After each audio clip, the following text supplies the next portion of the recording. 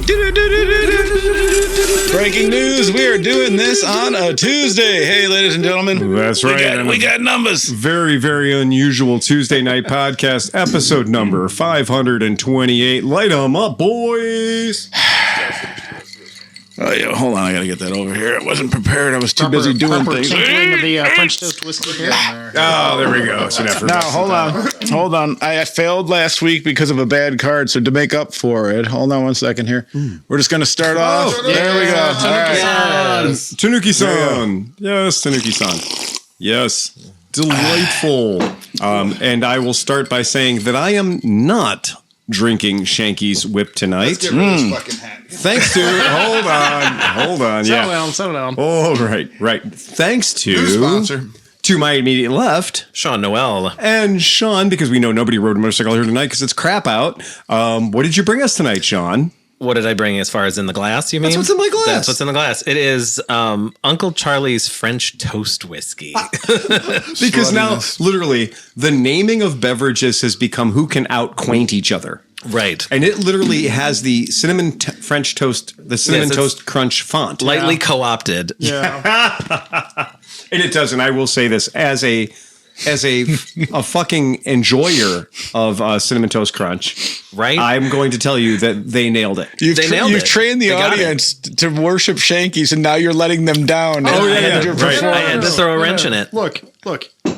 Starry-eyed falconry. They live in harmony. Oh, they do live in harmony. They are so perfect for each other. Right. And that is totally... One's a little country, one's a little rock and roll. And yes, and on this one, I can taste the fake maple syrup. Oh, totally. Absolutely. It's almost like Shanky's meant Fireball. It is. There's a little bit of that going on there, too. Absolutely. And Dave Swanson. Good evening, gentlemen. You too, John. Dude, Tuesdays might be the I've day. been called many things, but gentleman's never been one. Gentleman. There are people piling in. They're piling in, man. We got people all I over will the say, place. as a very quick note, the one thing that I forgot to bring would be rum chata, because that's kind of like seasonal. a shoe-in. Right. For this time of the year. I have 2 bottles of Coquita in the pipeline. Oh, you do? Very nicely executed, sir. And to his left, we have... Steve with a brand new tag over here for anytime we talk about something. There you go, ladies and gentlemen. Fuck carburetors. There you That's go. right. That's That's it. the story of my week. As I'm about to install my second carburetor on my snowblowers. There you have it. Right. Oh, boy. Yeah. So in that case, we see Yeah. when you talk about it, there you Fuck go. carburetors. There you have exactly. it. And to his immediate left, we have... oh, my Hold on. God. Wait, Johnny go to the Mac Johnny Cam. Yes. Johnny Cam. Johnny Cam. Fuck that carburetor. Yeah. And then to his left, fucking a carburetor, is... Johnny Mac. Thank you very much, Johnny Mac. And behind the bar tonight, Tom Pennington. Tom Pennington. And look, it says, let's see, just a little B&E. So you take 2 parts of this French toast whiskey, a small spoonful of bacon jam, which everybody has, Oh, doesn't everyone have bacon jam? a little bit of lemon juice, an egg white, shake with ice, and serve with crispy bacon. With crispy bacon. There you go. And it's breakfast. And it's breakfast in a bottle. Wow. Yeah, that is fierce. That'll turn you off. and it is gluten-free. Perfect. Right. That is the kind of thing that'll just make you be like, come on, Bloody Mary who? Yeah. Don't know her. Don't know her. Never met her. We do, because we play the golf game. I can't remember what it is, the Golden tea. Yeah, golden tea. And so whenever you get a hole in one, you have to buy shots. I hope he's serious. and so I think it's one shot of Jameson's and 1 part of orange juice. And it's called the breakfast shot. No, I think there's a schnapps involved. It seems like there should be. Schnapps. At least Just a as maple. well. Yeah. But I think it is butterscotch schnapps. That makes sense. And orange especially juice. since I know And where it- you play golden tea. Exactly. And that's pretty high living on that bar. Yeah. You're like, And 3 it- ingredients? it's like breakfast. Whoa, $16. Yeah. Yeah, that bar is not a fancy bar. No. Yeah, not at all. Not roll upper. And that's how I know that they have butterscotch schnapps. Yeah. Yeah. They probably go through quite a rip of butterscotch schnapps at that bar. Oh, you want another slippery nipple? Okay. Yeah. They're probably right on top of that. So, so small podcast tonight because I'm doing an away mission actually on Thursday night. So my away mission is going to be Dr. Waters has to go down to Columbus, our capital, for some actual state education-based training, right? And so since she's going to be doing that, I'm going to be down there, and I actually have some customers' bikes I'm going to pick up and bring them to the shop for service because there's Caitlin closed down her shop, Capital City Scooters, and they were kind of my what do you want to call that? They were my ambassadorship. Like they were my secret southern location for all the people we sold bikes to out of Columbus, that when they took them to the big cycle dealership in town, hey, that was very nice of you to take the $8,000 and give me that Vespa. Now would you like to work on it for me? Yeah, no, we really don't want to work on that. Because they sell 18 different lines of bikes and they just can't be asked. So we've had some people say like, I didn't get treated very well when I went in there with my Vespa for like a Vespa kind of service. And so we were sending everybody to Capital City because they're not a Vespa dealer, but Chris is a damn good mechanic. Yeah. And so what we're going down there to pick up a couple of bikes for service and get them the work they need. So is Chris still wrenching or no? Chris is wrenching, but he's wrenching somewhere else. Okay. Yeah, it's out of somewhere else. It's just it's not Capital City Scooters in any way, shape, yeah. or related. It's really sad to see all this going down because I posted that thing on the chat from Scootique. Those guys are like, hey, if you need anything, come see us. Sportique, sorry. Sportique in Denver. And that shop's been around longer than I've been around. So that shop's Not like looking 30 for years old. donations, just help. Just buy shit. Buy some shit. Yeah, buy some shit. You need a quart of oil? This would be a good time to buy it. Yep. Right? And they're experiencing a lot of motorcycle industry right now. And, you don't have to look too far. People are having trouble paying their the guys that used to shop at Giant Eagle, or the guys that used to shop at Heinen's now shop at Giant Eagle. The guys that used to shop at Giant Eagle, they all shop at Aldi now. Yep. And now the people that are shopping at Aldi are like, wow, I can't afford motorcycle shit. Where is the closest Save-A-Lot? Right. Exactly. Yeah. And that's about it. When you're buying your groceries at the dollar store, things are not going well for you. Dollar General is the bottom of the barrel. What is the proof on that French toast shit? Not much. Oh, okay. Yeah, probably in the 40 percentile category, maybe less. I mean, it's shelf stable. So 70 proof. Yeah, so 35% alcohol. Is that a cordial? That's Shanky's. That's kind of in a cordial range, yeah. Yeah, it's in the neighborhood. Safe. Is it ice cream worthy, John? Oh, yeah. 100%. Oh, absolutely. Dude, if I had vanilla ice cream upstairs, I would pour this over it. Actually, I would There's some in the freezer right now. I would pour. Well, I can't have that one. Oh, okay. That's me. All right. But if you guys want it, I'll get you a bowl. So wait, have at it. Is that a different thing? That's so enough. does that make your like what happens if you eat ice cream? You know that farting contest you two had a couple of weeks ago? Tom would win. I would win. Yeah, that would be a lot. Yeah, that's We the way would it not works. have the rest of the podcast. Yeah, but that might be pretty fucking amusing to see. No, it wouldn't. Yeah. So Redonk, you guys remember Redonk? Redonk has said, I found a new credit card and I'm back in. So we have a new patron, but he's not a new patron. He's an old patron. But wait, hold on. Is it his credit card? I don't know. No, we don't Well, care. it went through. Yeah, we don't ask those questions. It cleared. Shut up. So there you go. What do we care? It went through. Yeah, that's cool. We don't have any problem with that at all. And Tony Summerscales, we all know Tony Summerscales. And he says, where's me fucking books? It's been over a year since you said you'd send it, but nothing. Great podcast as always. Keep up the good work. Tony, I've already forwarded this over to Renee so that she can make sure you get your fucking box. And a little bit about that, why I wanted to bring that up, is because Greg Childs, okay? And Greg Childs is one of our guys who, he's that, KTM 500 guy. Like he's legit. He's a legit dude, man. He's all over it. And He's got a Ulysses, one of those guys, right? And so what he said is, remember when we mentioned, hello, I was just checking my Patreon email since I heard Phil mention that a reason for not seeing a gift box show up is that you might have an anonymous email. It looks like my email shows up on his side, but not on my side. You're right, Greg. I looked it up. So I thought I would check since I haven't seen a box in a long time. If Renee can't see my email, and he gives us his actual email. So yay, thank you guys. You're learning the rules, you're speaking up, and we're going to reward you with boxes. That's pretty cool. My box viewing really went down after I got married. Really. What is funny is we've had In-person box viewing, at least. No, yeah. One of our podcast members, one of our Patreon members who says, hey man, it's been a long time. I'm not trying to be greedy or anything, but I'm pretty sure I needed Tanuki to annoy my wife. So yeah, Bone, because Bone, we're going to send you a fucking Tanuki because if you needed Tanuki to annoy your wife, then yes, we're definitely going to make sure that you get one. Yeah. hell yeah.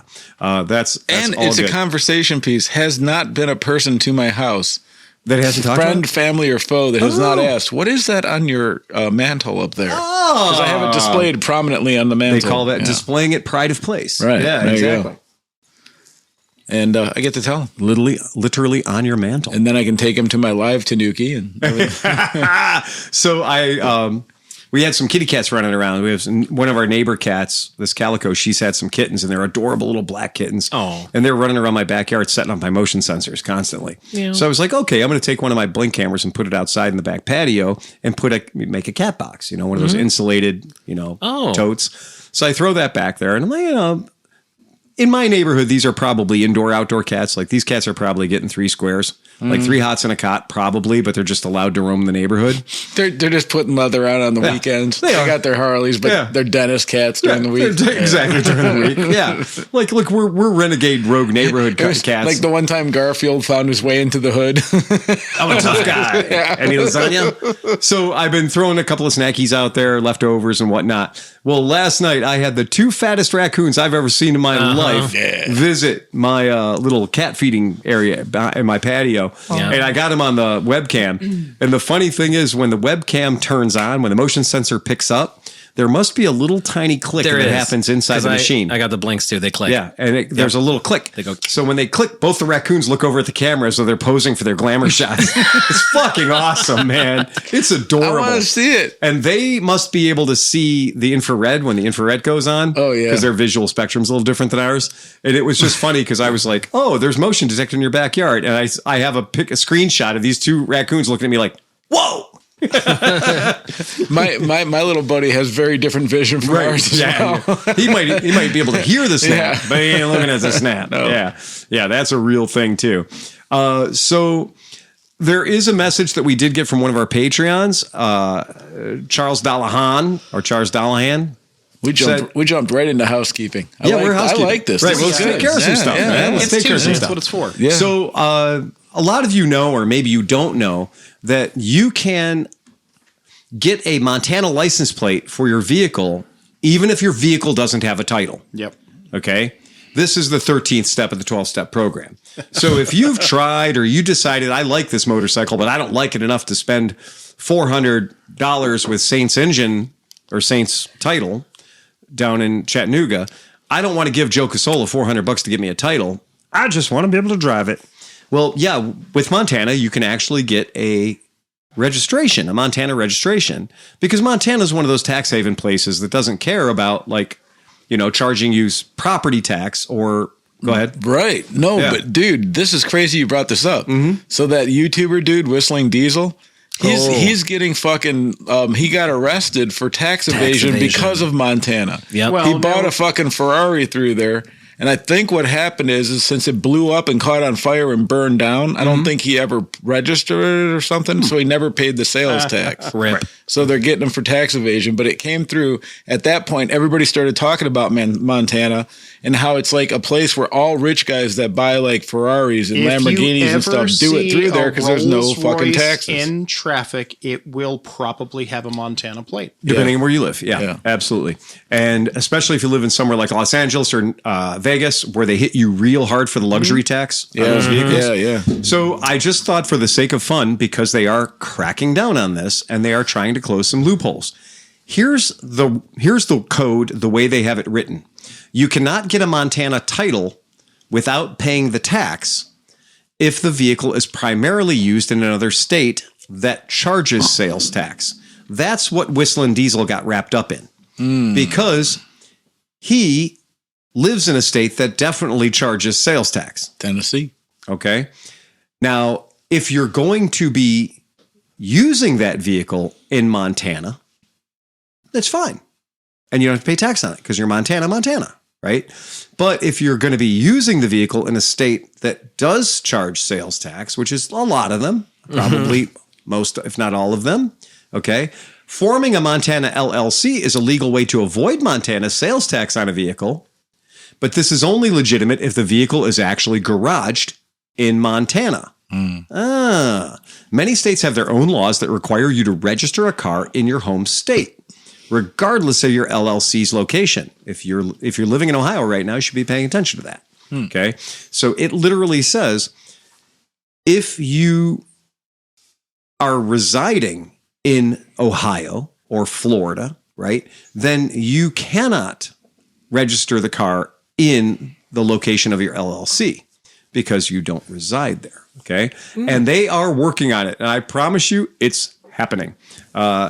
Okay, so ADV Dad 1129 says hello from Townsville, Queensland, Australia. The city of Townsville. Again, yes, the town of Citysville. The town of Citysville. Ooh, he's in the future. What's the winning lottery ticket for tonight? Yes, please. Fill me in. Just for the get Ohio the lottery. Powerball. Just Just the like Powerball. 350 mil. I'll So- split it. Talking about that, when I moved from West Virginia to Baltimore, I had a little GeoPrism, little Toyota Corolla. Oh my God, me too. I had one. And I had a West Virginia tag on the back of it. And there was a cop that parked at the end of the street next to the apartment complex I lived in. And on day 31, He was ready for you. he was ready for me. He was ready for Because you. that was his job, was to make sure that everybody in that apartment complex was compliant. And he knew that my plate was 31 days because you have 30 days to register. Yeah. And here's one of the reasons why a lot of people have noticed that they're getting very angry fucking letters, because it turns out automated license plate readers. Yep. So automated license plate readers are tracking vehicles that are not registered in their home state, and they are sharing this information with the home state. Oh, So this way, if Montana says we're not getting our tax money, and Georgia says we're not getting our tax money, then one of those two states is going to be like, well, one of us should be getting the tax money on that Bentley, on that Ferrari. Why shouldn't I prosper? don't they make sort of like license shouldn't I plates? prosper? Don't they make like license plate covery flashover things? There's an entire industry based on it. devoted to not being able to flash that shit. My favorite one in the world is a remote control magnetic leaf. So they have a device you put behind your license plate, Yep. and you buy the leaves independently. The leaves are magnetized. The leaf goes on your license plate, so you can't read a whole digit of your license plate. And then when the cop pulls you over because your plate's obscured, and you walk back to the back, you press the button on the remote, and the leaf magically falls off the plate. Right. That's about the only thing I could think of that would do that. Oh, we were at the one podcast and the guy was cutting out sheets. It was a sticker you could put over one of your things that would flash out the thing. Yeah, I don't know if it would work for that, though. It's when the system used to be that all of those cameras, Gatsos type cameras, had a flash that went along with it. Having a transparent reflective sheeting would do a great job of fucking with the camera because of the flash. But thanks to camera technology now, they don't have to have the flash. They're all mostly infrared now, even in the daylight hours, which means they don't need the flash anymore. And so all those Fresnel lenticular style covers, they don't work anymore. You know, you just get a picture that works like the person was standing there looking at it. Well, and then now they got facial recognition, so they'll just look through the windshield and be like, "Oh, that's Bob Jones." Bob. Anyways, Right. yeah. If you're not super tinted, The New Orleans workaround is a temp tag from Mississippi That's another, right. that you literally print off the internet. Sure, yeah. It's a paper tag. Yeah. And there's this website called $49 Montana Registered Agent. And I like the way you're just putting that right out there. Like $49 Montana Registered Agent. So like, in case you were wondering what this is going to cost. sister to marriedinlasvegas.com. Divorced in LasVegas.com. Look, having been Same website. having been to Montana, there are only 1,000 people that in that entire state. Yeah, I mean, And there are 40,000 cars registered. I understand. Right. That had to be the giveaway, right? Boy, there should be a lot more traffic in Montana. Right. There should also be a lot more Bentley and Ferrari and Rolls Royce dealers in Montana, considering they're all registered there. Right. We've done our market research. There's a lot like everybody always talks about Texas and how big Texas is. And Texas is big. Yeah. But Montana, there is so much space between civilization, it's ridiculous. Oh, population density. Montana's long. Downtown Montana, all it is farms, right? Dudes fucking pick up trucks. There's no city there. No, It's no, just no. Like, downtown no, what I'm Montana. saying is like the people though. It's like you know what I'm saying. square. Like, It's like you go into Bozeman, there's like 4 people. but what I'm saying is because of the data they're getting from all the people registering, all the the ads everywhere are probably like, have you touched a Ferrari will complete your life. Like everything's high end. I'm just thinking that these dudes that are just normal guys driving around, like, what the fuck? there's a guy who got off the plane in Billings from Ferrari being like, they told me to open a dealership here. Oh, right. And I don't see anything but ATVs and side-by-sides and horses, right? It would be like prancing that. horses. Right. The driver the driver that drove the car literally lived in a fifth wheel camper and talked about how it got down to minus 30 degrees. And I was like, why the fuck do you live here? And he's like, well, because Virginia sucked. And I went, and you live in minus 30 degrees? What the fuck is wrong with you? There is, and I nailed it when I said it. I kind of was guessing. I wasn't sure, but Billings is the biggest city in Montana. And it's 117,000 people, which is like that's a decent city. But, I think Charleston that's Mentor plus 50%. That's a Cleveland suburb. It's not like a one light bulb town. No, not at all. But it doesn't. It could doesn't be a rate. very dense 117. It doesn't rate having 90% of the Ferraris registered in the United States being there. Wow, how many Bentleys live in I was this thinking town? about that. Like if they did open that dealership, it'd be like that art installation of that Prada store in the middle of the fucking desert. The Like, desert. yeah. Right. Or the Billings sign drops, falls off, and it says Stepford underneath. Absolutely. They announced the Rally Dakar. So the Rally Dakar or Dakar Rally, depending on where you are.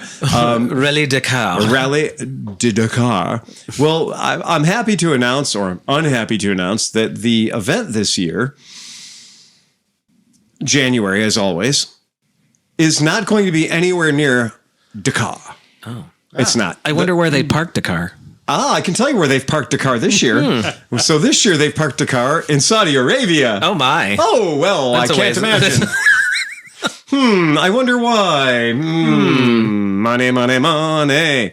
Nobody wants to spend any money in Africa. I mean, South Moscow now. They are pretty much interested in doing it in other places. And the Saudi royal family was like, can we make Riyadh a stop?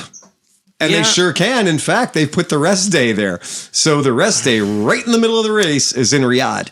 So that's going to be an interesting Dakar, especially when they get around Yambu, because that's where all the special stages are going to be this year. So if you like Dakar like I like Dakar, having the entire thing being in Saudi Arabia, it also might reduce the number of, say, Dakar vehicles that are just randomly fucking stolen and hijacked and pirated on the side of the road. Well, and think with all the money, like riders getting murdered, and those guys down there, all the sheiks and everybody like that, they like to show off, so they think the coverage is going to be fucking insane. Oh, you bet your ass Well, it is. Like, you know what I'm saying? They're kind of having a moment with that, too, because they just got that. There was the controversial comedy festival that they just, got everyone in on. So whoever's trying to do their tourism or get people in stuff is really working overtime. Yeah. And they said they pinky promised they're going to stop killing journalists. Yeah. That's the thing. Like 5 days. 5 days. Yeah. They're going to take a time As out. long as they report nicely. As a motorsports enthusiast, it's hard for me to be like, I'm not going to watch it. But man, I don't know. Right. The world is so fucked up. So, Whatever. hey, Phil. Exactly. Hey, Phil. Yeah. Guess who checked in on the chat? Chicken. Miker. Oh, really? Mike Rodriguez? Yeah. Holy shit, Mike Rodriguez. Yeah. We love Mike Oh, Rodriguez. he's got a. Oh, there he is. It's Lucky a, Phil. Yeah. well, no, is it a Focus ST or a Fiesta ST? I can't quite see He it from does over here. normally run the Focus Focus ST. Yeah. Yeah. Well, he did offer up his GR88 or 86 this morning fun. because of the whole Toyota thing. Ooh, yeah. Mike's awesome. We love Mike. And in fact, he's got Shifty, Grace Delcano's old scooter that she gave to me and said I could only sell it, with a right of refusal. So it's like the only person I would feel right selling it to would be back to her because it's her bike, right? And so at the rally, Mike was like, I sure would like to buy that. So I had to call Grace and say, hey, Grace, is it okay if I sell it to Mike Rodriguez? And she's like, yep, you can sell it to him. Yeah. Yeah. He makes the cut. And Mike literally will turn around. And Grace goes, hey, I want it back. Mike would play. Oh, yeah. There's no doubt in my mind. He's in the family. Yeah, you just don't want to find out that somebody's going to just chop it up or something. Well, that's always that's the thing, right? Yeah, I totally agree. I totally agree. And I forgot which recommendations I made for Justin, but Justin says, thanks for the recommendations in New Orleans. It's like, yeah, nice. It was a trip to New Orleans. I agree. That's fantastic. I mean, I do know where everything is. Yeah, that's true. Still, which is weird. What's funny is there are going to be there are going to be 7 electric motorcycles competing in Dakar this year. Nice. Really? Yeah. So With no support? Toasty. well, Just kidding. unlike, there's 118 motorcycles signed up for this year. All right. So, and it ain't easy. So if you ever want to look into like Dakar, you look into it. It's hard to get into it. John's going to veto us talking about electric bikes. Oh, well, but No, but this is interesting because I'm thinking like how they're going to justify this You do because what you want. I'm just so like what? So like if a motorcycle does Dakar, what is it like 1,290 miles or something? 100 kilometers per day. No, but what's the total electrics, race? oh, it's I think this year it's 896 or something. It's always Okay, right around 1,000. but what I'm saying no, I'm is- sorry, hold on, strike that. Our total, the motorcycle route covers 4,912 miles. Okay. Okay. So race fuel, you're talking for a motorcycle to do that, maybe $6,000 or something. Oh, yeah, right? right. But that's in fuel, right? That's in gas. But now for the electric bikes, they're gonna have to spend like 1.3 million in diesel or something to run like run all 74 the generators. generators to fucking Well, pull these things around. To help you out with that, so like that's where we're talking about the difference. So there's what they call the Mission 1000 challenge. That's not true. Well, go ahead. Yeah, the Mission I was 1000 exaggerating, challenge obviously. is 7 electric motorcycles, no hybrids. And they're going to challenge a hybrid truck that uses hydrogen and biodiesel fuel. So if I'm reading Kinky. this correctly, Is it like their own class or the something? Mission 1000 challenge is going to cover 100 kilometers, 60 miles per day. Oh, so it is classed different than the main Dakar. They ain't making them go out there and Okay, try to I was slug like, it that out. just doesn't seem Hi, right. I'd like to race in your race, and my bike can go 60 miles one day if I charge it for 8 hours. Right? They're not going to put you in there next to the guy who literally is crushing 1,800 horsepower in his buggy, you know? Right? Hey, what is that slowing down? Yeah, exactly. Not even a blip on the radar. Did you see the thing? It's going around everywhere. Everybody's sent it to me 1,000 times. It's like in some foreign country, and it's like these Harley dudes are all on their Harleys, and the dude kind of breaks down, and he gets off his bike, and there's a high rolling tractor, and the guy can't see, and so the guy's going, and he just runs his Harley. Oh, he over high centers on it? the bike. He just runs the whole thing Oh, over. Jesus dude. Christ. It was Is the it like best. one of those grape picking ones that's like 6 feet tall? Yeah, it's really tall, but he just destroys it. It's so good, dude. It's hilarious. So like that's kind of the deal. So do not expect to see some electric motorcycles because it says Stark is going to be there, Arctic Leopard, Segway, Raging Chicken Pants. They're all going to be there. So Regal Raptor. right? Regal Raptor. Segway's interesting though to see that company flip from what they were doing to this, and they're like, no, it's not all electric because they do sell gas fucking side by sides Again. and shit. Would Dean Kamen be proud, I don't know. or would he be like? I mean, he "That gave ain't his mine." life for the company, Right. literally. So a 3,500 watt Honda generator Right.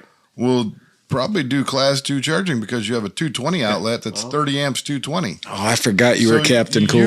You could easily not need much of a generator to recharge your bike. No, and Okay, good a point. lot of you these don't need a $45,000 but it's not as funny without that. So now it's not Especially cool. if you're hot swappable. Well, and if you've got, and some of these are, and also many of the motorcycles are running at a 300 or 400 volt system, so you can get into that direct DC charging. That's what going I to really give think. you a 20-minute charge. That's what you need to build is a direct, like a 300 volt generator. You know what I mean? Like a gas driven 300 like direct charger. Right. Now, dude, the electric, like, so I think back to like when I raced RC cars and like when we do electrics, you'd have a certain allotment of batteries for like a certain race series or whatever.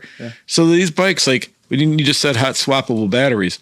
Like if you were like one of in a race team that had like a budget that was insane, couldn't you just have like 50 fucking batteries charged and ready to go? Absolutely. There's no rule against that. And when we were at Portland and we were watching the flat track races where the Zeros were competing, That was good. that was the whole thing. Was they had the Tower of Power there? They had a hand truck dolly that had a dozen chargers hooked to it, and that a dozen chargers was plugged into a heavy duty mains.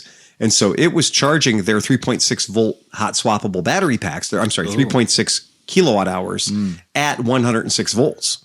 Wow. So that was their hot swap batteries were like, the bike comes in off the track, takes 30 seconds, take that battery out, pop a new battery in, send her back out again. And that was fucking 10 years ago. Right. So now, Tesla superchargers, V3s are running at 500 volts DC, and the V4 chargers are running up to 1,000 volts DC. So if your motorcycle has a proprietary 300 volt system or 400 volt system, you can charge just like that, like pretty fucking fast. Now, those batteries aren't going to last a long time, but for racing, who cares? That's what they just had the cars for the 12 hours or whatever, the electric thing they did over there. Right. And they show how they're pulling the whole battery up. They have a whole different system now where the jacks actually just pull the body and it goes. And then other jacks come in from the side, and it's two giant, 4 foot long suitcase battery packs that they can swap. The whole thing took like 45 seconds to swap the whole car. There's a video from China of a Chinese electric taxi where you literally pull into like a car wash. Oh, And it will remove the battery from the bottom of your car, and it goes one way, and the new battery comes in from the other way, and it's like swapping it into an old RC car. Correct. It's amazing. you know, when I was in Manhattan last year, the 2 doors down from the hotel that Liesl and I stayed at, maybe 8 blocks away from Penn Station, there was an electric for delivery bicycles. Okay. There was a little depot fashioned out of one of the storefronts where drivers could come in and hot swap and parts and do everything. It was just like a quick hot garage. Nice. That's cool. 2 doors down, missed it by that much. The Teslas are running like a level 3 kind of thing from Tesla. You're putting out 480 volts at 300 amps. Oh, okay. That's what I was going to say. Spicy. 1,000 volts doesn't necessarily scare me if it's at 1 amp or 2 amp. I mean, like how many amps? For motorcycles, what I basically tell people is if you're considering like a full-size motorcycle, 14 kilowatt hour battery, if you're 240, if you're running at 240 volts, which is level 2, these chargers are putting out 80 amps. So an 80 amp charger at 240 volts, for a 14 kilowatt hour battery pack, you might be able to charge that up in an hour. But you can't race when you have to wait for an hour. That's not a race. So keep in mind, hot swappable is going to be the order of the day, or you make your stage 60 miles. So if your special stage for this is 60 miles a day, well, I guess there's a chance you might be able to do it with a battery on board. And then that's when it kind of becomes cool because like when I would race RC cars and you do like the base or the stock class where you had to run a certain battery pack and a certain motor and everything, it came down to math. So then you'd have to have your gears and stuff compared to the voltage, and okay, if I keep it this at like 75% for like the 7 minutes, I'll get a good solid full throttle at the last 8 minutes. But if I fucking have to use it up early on, then I'm fucked at the end, and so there's all that. When Oscar and I were at the Isle of Man, we watched a lot of motorcycles not make it to the finish line because of math. Yeah. Oof. Because of, oh no, I'm going to get your ass. And then realize that you got him, but now you can't finish the 37-mile circuit. Yep. So you may have passed that guy. You may have had the skill and you might have had the moves to get past him.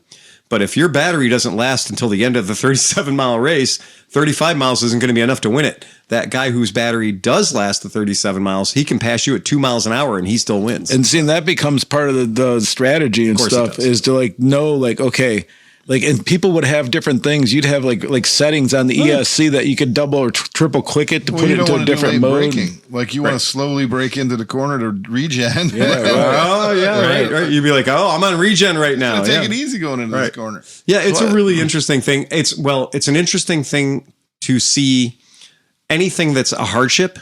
So for me to watch Isle of Man and I'm going, okay, well, this is not normally a lap race, right? Right. But for the electrics, it was, right? So for the electric, it was a lap race. So you're watching a handicapped event, right? But it's still 38 miles or 32.38 miles. And the lap of the stage they're going to be doing is 60 miles a day, 100 kilometers per day. And that's that's getting longer, and that's off-road. And so that's harder. That's at least double and a half the actual mileage. Yeah, wheel slip minimum. Yeah. Right. Yeah. So anyway, I thought that was kind of fucking interesting. 60 miles, you'll be done in an hour at 60 miles an hour. Yeah. Good luck. Right.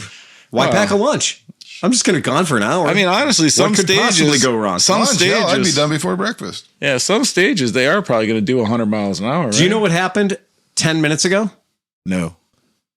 Joseph Vivilacqua just became a $10 member. Holy shit! Literally happened. Thank you. Now we got to. He's probably watching. Right. Yes. Exactly. Joseph Vivilacqua. I'll drink to that. Yeah. Oh, hold on. We'll drink to that. Hold Hell on, yeah. Well, you know what? He's going to get the, what is his name? Is that I'm gonna have Joseph Vivalacqua? That's the Tanuki for him. Yeah, drink to honor the Tanuki. Tanuki-san. So Tanuki-san. Oh, Tanuki-san. I love it. So that was kind of fun. Yeah. So the reports are in, and I don't know if anybody caught this, but we're talking about the latest United States motorcycle death statistics. Oh, hold on. Go ahead, Sean. Get it. Hit it. I love it. So the latest U.S. motorcycle death statistics are out, and they might surprise you, or maybe they won't. You're just that fucking dark. Tonight at 9. Yeah. Woof. This is your thing. motorcycle trying to kill you? Yes, it fucking is. Find out. I'm Is worried your about this. motorcycle sleeping with your wife? I'm worried about this one comment. He said, Phil, talk slowly. No. I'm glad it is. Aw. So you guys might remember there was I believe it was a Virginia Institute of Technology study that came out maybe 5 or 10 years ago that was the last real study since the Hurt Report. And so the Hurt Report was the one that everybody quoted forever and ever and ever. And on its best day, it was ancient fucking information. Like, a lot of motorcycles were still kickstarts back then. Like the information in the Hurt Report, although a great name. Forgive my naivety. Is it spelled HIRT? No, it's H-U-R-T. It's Hurt. Yeah, Okay, Hurt, all right. Yeah, That's One what of it the says on the biggest tin. injuries on a motorcycle today is the Kickstarter recoil. Right. If you see It's an old man chafing from your asbestos underwear. Right. man walking with a limp, it's because Right. it kicks back. Yeah, it's kickback. Exactly. So this is. If you seem like you're crashing and need to lose weight, your date is easily shovable off the back. Yes. Not a loss. No, It's exactly. 1950. So this is a big deal. The not funny thing about this is, we look for data to save our ass. Well, be careful because good data takes a while to simmer, right?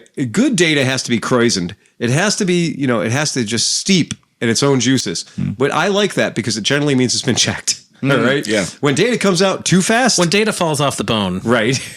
That's Ew. well sauteed data. So this is a big deal for everybody. Now, this was all taken during the calendar year 2023, so we can't blame COVID. Okay. Okay. All right. So I love how they say data analysis and reporting take time and unfortunately are not available in real time. No, not until we can plug all of our bikes into online or uploading information. 5 years. I was going to say it depends on what you're riding right now. Right. Your electric motorcycle is tattling on you constantly. So That new Marini with that plug-in with the have to have the Waymo, not the Waymo app, the phone, special phone. you don't have to. Huawei. It is The it Huawei is- phones. It just adds convenience. If you want to see the real-time camera, then you will have to do some apping. And it's going to update. But he acts like that. My BMW takes over my phone. It's like if I even try to listen to headphones that aren't plugged in, it'll take those over. Oh, yeah. It'll shut my wife's phone off down the block. The data's 5 years away. Yeah. It asks you if you want a schnitzel. Yeah. Oh, my Triumph would routinely hijack my wife listening to my Spotify. So my wife would be listening to something really educated and cool and smart, and whatever. And then I'd get on my Triumph, turn my Triumph on, and then in my headphones, I would start hearing my wife's podcast that she was listening Me to. too. Like while you're in the garage. Mine's like a at little home. scary because Yeah. mine was like, and then you take the body and you put it, and I'm like, fuck, what is she planning to do over here? I was gonna say, It has to be a 6 foot deep hole. Yeah, right. So How listen to kill a husband. Ananda Shankar, is that what she's listening to? Yeah, right. So here's the fucking scary one. Miles per mile. Motorcycles versus cars. Does anyone want to guess what I'm just going to say the fatality rate in 100 million miles traveled. Okay. The fatality rate for cars was 1.1%. Okay? 1.1%. What do you think the motorcycles were? 100. No. This There'd is be 100 out of, million is dead it, people. Is it Yes. out of the same mileage traveled? That's the same. Everything is saying based on a baseline of 100 million miles traveled. Everyone's dead.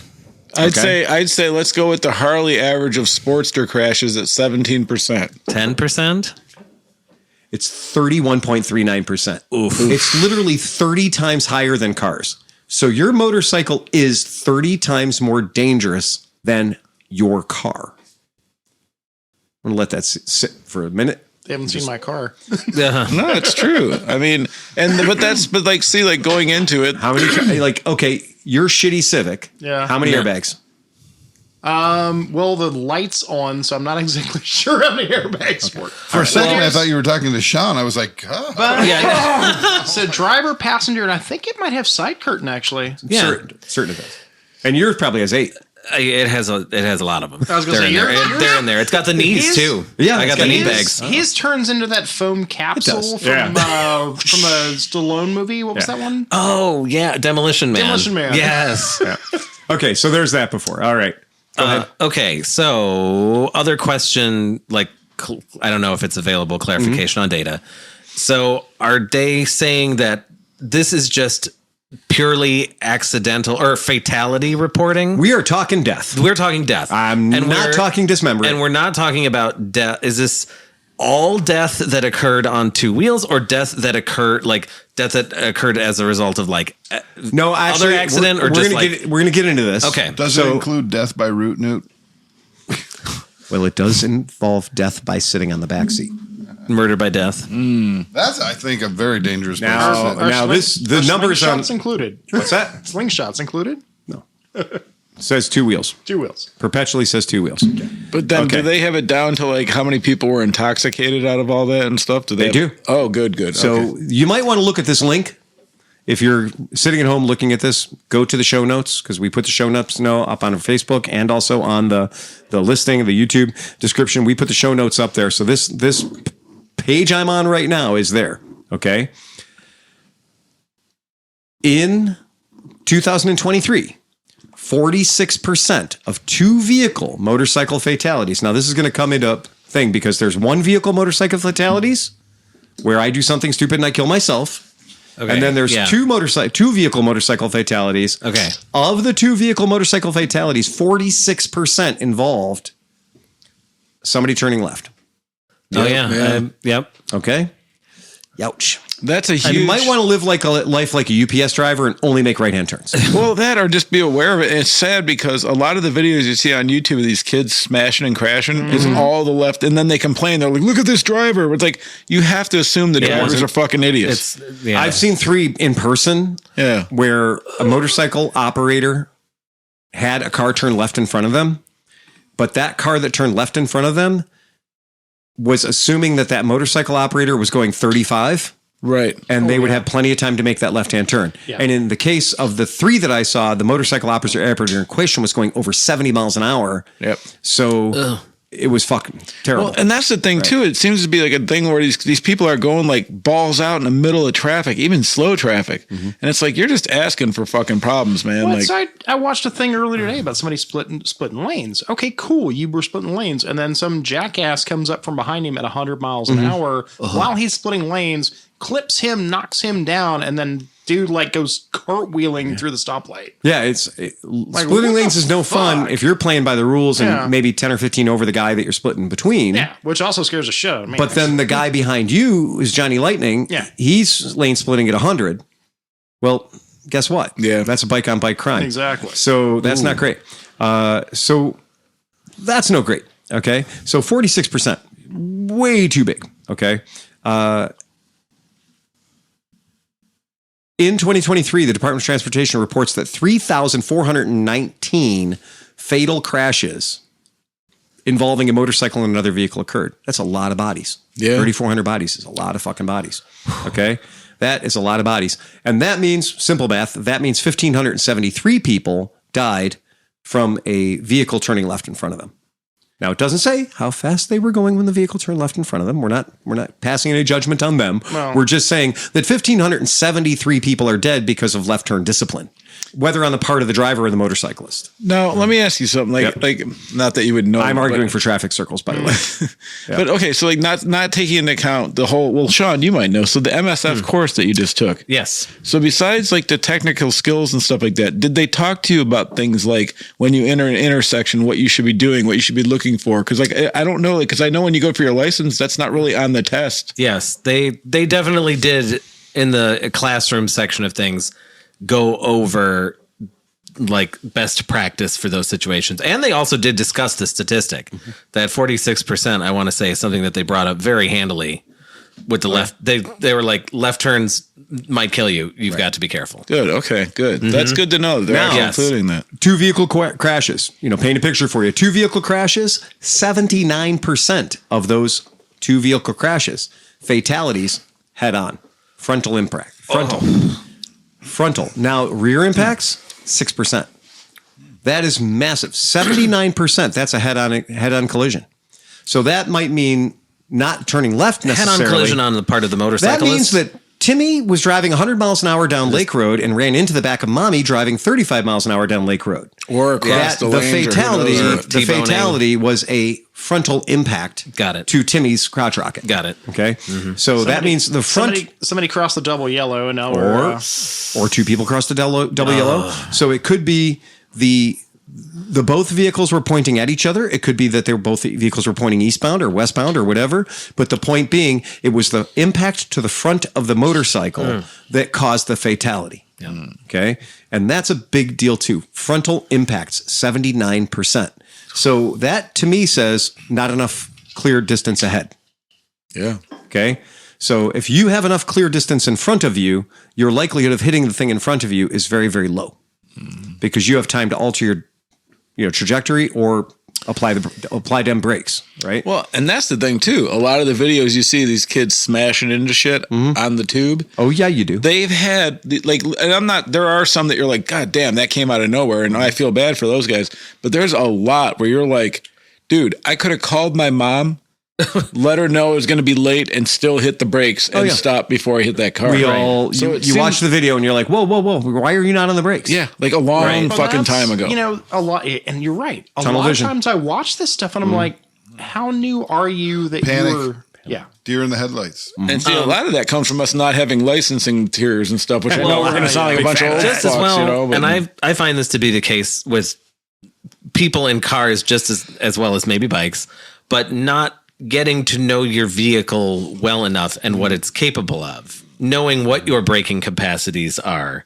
knowing what your handling capacities are, how quickly can you take the turn in whatever vehicle you've got. Well, there's that dude on YouTube, Moto Jitsu. He's like an actual instructor and he does kind of stuff like that. And like it stuck in my head one time. He said something like, if you get a new motorcycle and within the first 2 days you haven't gone to a parking lot and done a few emergency stops, he goes, you shouldn't ride the bike. And then I kind of picked up and I'm like, that's an actually great point. It's like, because then when you have an emergency stop, you have no idea how the bike feels. Right. But like if you're building up to it, you can do a 10, a 20, a 30, a 40, and you go, okay, that's enough. I know what it does now. So now when I'm panicking at 60, it's not a completely new thing and it starts to shake and I freak out and I slam into the fucking car. I did that. My buddy, when he was learning to ride, and I was following him. He was, he hadn't been riding a whole lot, and we came up. It's by 150 or where Aladdin's is there, where it dog legs to the right, and then you have to dog leg back right. Like the road, it's a weird intersection. It's an intersection, but you actually have to swerve to the left and then swerve to the right. And he just choked up. He couldn't do it. And he did eventually slam on the brakes, ended up on the sidewalk, just went straight ahead. And he was like, can't brake and turn at the same time. No. Well, that's because you're panicking. Object fixation, target fixation in these videos. I've watched the videos and and it's like, look at this thing. I wrecked the bike, and because this guy says, no, you focused on the wrong thing. And I know how you wrecked that bike. Absolutely. And that's the weird thing is I've been. I saw that guy walking out in front of you a week ago. I don't know why you hit him. I mean, I know I've been riding about 30 years now. I know you've been riding about, 35, 40? I'm 56 years old, and I started riding when I was like 4. Exactly. So, So about 1,000 years. But all of us. Yeah, we've all been riding. Even Sean has been riding for 10 years now. And it's one of those things where I'm like, is this just an experience? And, well, I can also, age to thing? the earlier point, part of my job, part of what I do is Tom works on the bikes. And then I test ride every single bike before I write the invoice. If you think that I'm doing that because I need to make sure that every single bike that leaves my shop is as safe as it fucking can be so that nobody later on says, hey man, my brakes didn't work and I died it did and my family owns your company now. That's a big part of it. The other part of it is it gives me a final opportunity to increase your invoice through things I find that are fucking wrong. And I have taken a shit ton of motorcycles out after they're done in the service department, and I take them out on a test ride, and I will build up to the point on the motorcycle where I then feel comfortable enough on that bike to initiate some panic stops. And I'll start with a 5 mile an hour panic stop. I'll start with then a 15 mile an hour panic stop, and then I'll do a 45 mile panic stop. And I know on a great number of the motorcycles that I am test riding that this is the first time they've ever had a panic stop done based on the incredibly awful, horrible noises and the things that happen during that panic stop. And I have had shit fucking break while doing a panic stop on a 10-year-old. My bike's perfect. It just needs an oil change. My favorite thing of an old bike when you first tried it out is if the forks haven't been activated in a long time, you do a panic stop and they don't come back. They just stay down. They just stay down. They just stay The mud in the down. bottom of the fork holds on to Yes, it. it does. Ouch. And I've had that happen. Yeah. And I promise you that ever increasing violence of the panic stop. And when I do that, and I discover all the shortcomings of these motorcycles in their suspension department or their brakes department, I've had them where I've done the panic stop and the brakes just don't release. Oh, that, yeah. Oh, Absolutely. Well, no, because good example, what he's talking about. The Vespa ET4 is now 24, 5 years old now? 25 years old. Yeah. And nobody ever changes the fucking brake fluid. And There's so, a 1989 Honda GB500 in my tunnel Exactly. right now that is the original factory brake fluid in it from 1989. and what will happen is And you know what this guy said? It just needs a tune-up. it just needs a tune up. The front brake master cylinder on these old bikes, as they Right. get older, they will lock the front brake master cylinder, which means that once you apply panic stop, you cannot undo the brake. There's so much corrosion and oxidation on those pistons in the master cylinder Kind of that forms they a got bond. one. Yeah. Do you ever want to go back? Like when you hear these people that come in, right? That don't know anything about shit. Right. It's like I wish I could go back and be completely fucking naive and not have a mechanic foot and like just be like completely oblivious just to enjoy shit. Right. Because like it must be nice just to think like I don't have to maintain anything. It's just gonna work again, or this car is fine. And, It makes me want to vomit when I think about how many front brake systems on old crusty Hondas CB750s where I had to take the whole thing apart, every single little piece, and run a coat hanger down the hose to get them open and get all the schnot and bullshit. And like, just everything should have been thrown away, but I spent hours That's Resurrecting. saving. If you Saving. Wait, and bringing back to life a rubber hose that every time you squeeze it, it goes. Yeah. well, that's every bathing in silicone. every fucking brake BMW fluid. that I work on that is over 15 years old at this point. yeah. If you don't have a Spiegler kit on it, Yeah. we're gonna put one on you're for due you. for it, yeah. Right? Yeah, it's just a fast bleeder. Okay, but more important, let's get back to the other thing. Yeah. Alcohol. 26% of motorcycle riders who died over the limit. Okay, but strangely enough, it's 24% for cars. That was one that I was fucking shocked by. Is that just in across the cars, board? cars are 24%, motorcycles are 26%. So it turns out there's 30 times. Harley riders drive cars too. There's 30 times more deaths in motorcycles than cars. There's 30 times more deaths in motorcycles than cars, but there is an equal ratio of deaths when it comes to booze. Yeah. So That's quite interesting. So remember, kids, when you're hammered, take the bus because there's a lot more impact zone there. Way more room. Yeah, that's it. Okay, so now this is one that's a little bit different. I don't look back fondly at some of the times I drove way too drunk. Oh, dude. I remember back Magna 750, yellow Magna 750. Yeah. I was doing a club night at Euphoria over there off of West 117th. And the night was over and I ended up talking to the owner and fucking having a bunch of drinks or something like that. It looked like fucking Akira going home. I should like just a blur. Just a dude. Just a it was blur. terrible. Fucking terrible. You're running your katana on the ground as you go around corners. dude. Yeah. Nega Tokyo pops up. Oh my. Now, that being said, remember when I just said that magic number, 26% of the fatalities are alcohol involved? Yep. Okay, now we're going to change the stat a little bit, and we're going to add in something a little fucking tricky. And the tricky is about the single vehicle crashes. So now it's just one. One dude. So now it's Or one lady. car Yeah. or one motorcycle. Okay?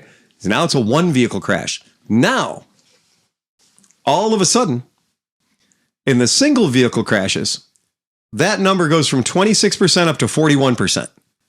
So what does that mean? Johnny Thunders, who's out there taking his own life, running into a fixed object or running off the road or whatever, there's it's almost doubling the likelihood of being in a single vehicle crash, meaning overcooking it, right? When you got that little liquid courage, a Dutch courage going on, right? Pretty interesting. So I'm fortunate I never got, like, when I was really, really drunk. Yeah. I was like, holy shit, I am really drunk. I was just so focused on, am I going the exact right speed and not bouncing off the curb and blinking my eyes, trying to make sure I just, the Spitfire days. And this was like, just to go 5 blocks from the Spitfire to my house was like, holy shit, Yeah. I don't know if I'm going to right. It's like the Star Wars trench run. Oh my gosh. I was the opposite, man. That's why I can't do it. I was the guy that was like, you know what? I never was able to stand on my seat without holding on to anything, but tonight's going to be the day that I can do it. Okay. Would anyone here like to guess? Oh. Would anyone like to guess? Yes. In crash fatalities. Okay. Here we go. What percentage of motorcyclists are wearing a helmet? Okay. In a crash, period, not a fatality, but a crash. Okay. Sober versus drunk. Oh, wait. Who's wearing it? So who's Sober wearing a people or helmet? not? Oh, okay. So of the people that are involved in a crash, Yeah. a crash is reported. What percentage of those people? I'm going to give you the number. Sober people, 73.8%. Yeah. Okay. I agree with that. Drunk people, 0.2. 55%. What? So helmet wearing goes down dramatically once you've been drinking. Well, yeah. If Yeah. you're sober, there's a 78% of sober people wear a helmet. That's right. Only 55% 5% of drunk people wear wear a a helmet. helmet. That is exactly right. So that's another number where we're losing about 50%, right? It's a We're losing big, 30-50%. big gap. Yeah. Ooh, that's so much. All right. So that's a big deal. So kind of a big deal. And you know what? And the non-helmet people a lot of time roll in pairs. It's usually like a husband and wife, because when you find out like why this family doesn't ride motorcycles, they're like, oh, Uncle Donnie and his wife Janet died, and it's what'd they ride? A Harley? Did they wear a helmet? No helmets. They didn't wear helmets. So Yeah, their let's. skin was made of leather. So it's we're going weird to talk they about didn't- helmet laws. We're going to talk about national averages. Okay. So national averages, where the vast majority of states do have some sort of a helmet law. Okay. There are several states that do not. So, and we're going to talk about nationally in this country. 35% of the dead were not wearing helmets. That means 65% were. Okay. That's pretty strong majority, right? But still 35% of the dead were not wearing helmets. Now let's go to Illinois. Okay. Where helmets are optional. So in Illinois, of the fatalities, 60% no helmet. So we go from 35% no helmet on the national average to 60% no helmet in a non-helmet state. And then in Indiana, 70%. So 70% of the fatalities were not wearing helmets in Indiana, where the national average is 35%. So that just proves that if you're riding in a no helmet state, statistics are going to show much, much higher incident, because you're in a state that doesn't require you to wear a helmet. So the incidence of fatalities is so much fucking higher. And it's weird. It's become a thing. And this is not political side, but I mean, like, it's become a thing in like motorcycle politics. Like, people that don't wear helmets are fucking committed to it. Like, like a couple of weeks ago when it was right at the verge of being too cold to ride, I rode to work one day on the Africa Twin. Right. And I had all my gear on. I had a neck gaiter on, fucking all this shit. And I was cold as fuck. The only thing keeping me alive was the heated grips. right? And then this dude on a Harley goes by, and he's got like a scarf up to his nose, basically taped around his head. Right. He's got another like hat, like pulled down around his eyes, with like fucking ski goggles over that, wrapped around the hat and the thing. And I'm like, dude, at this point, put a fucking helmet on. Yeah, like, there's a device that can solve this for you. Right. Yeah. They made something. But I'm like, how committed are you? How If it was like, only something. Did anybody see the new helmet where it's rear? Doesn't need a cheer strap. Yeah. Rear oh, entry. yeah. They've actually been out for a while. It looks pretty cool. Rear entry, you say? Yeah, rear But entry. I feel like there's a great opportunity for you to get stuck in that fucker. Well, because- and the way it works is there is a sort of a strap device that runs across the bottom, but since you're entering the helmet from the back, your chin is going over that strap that goes under your neck. So you never have to do and undo the strap. You just adjust it because the helmet clamshells from the back. I just would be so afraid that it would get stuck, and I'd be like, I Can't get off. out. Right. And some good Samaritan's going to be like, okay, I know, cut the strap. It doesn't. Yeah, it doesn't work. So, yeah, one of the weirdest things that I saw in the statistic was that 63% of the collisions of these crashes, because so many times it's a one party crash. So we always think that the intersection is going to be the most dangerous thing to be in. Yeah. But 37% occurred at intersections. The other 63%, a very large number, didn't have to do with intersections. And this is all comes down to what we learned at that Virginia Institute of Technology thing, was that the motorcyclists are on bad behavior, right? And so if we're losing so many people in a straight line, and why we're losing people in a straight line is that speed, that delta, the difference in the speed of the motorcycle versus the difference in the speed of the tree or the car or the bike or whatever the guy hits. So like It makes no sense how much more reckless I tend to operate a motorcycle than a car. I'm like, I don't know. In a car, I'm just commuting and stuff like that.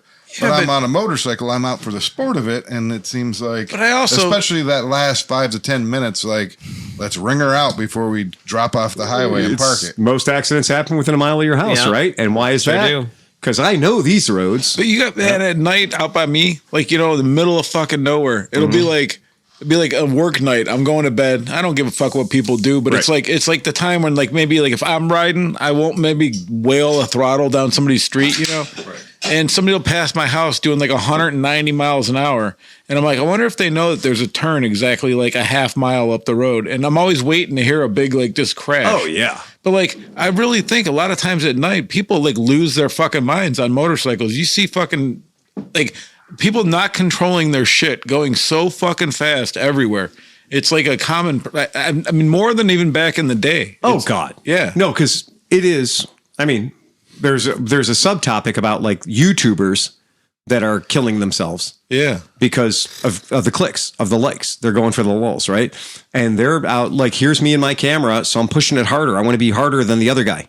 I want to be, Yeah, we're not going to say I want to be his name. I don't faster than wanna Fast promote- Cunt 66. Yeah, we And so talked I'm gonna about do that this, one kid a and long time ago. They're all just, the thing is, you're not even competing against the guy next to you anymore. You're competing with the guy who made that run a year ago or whatever.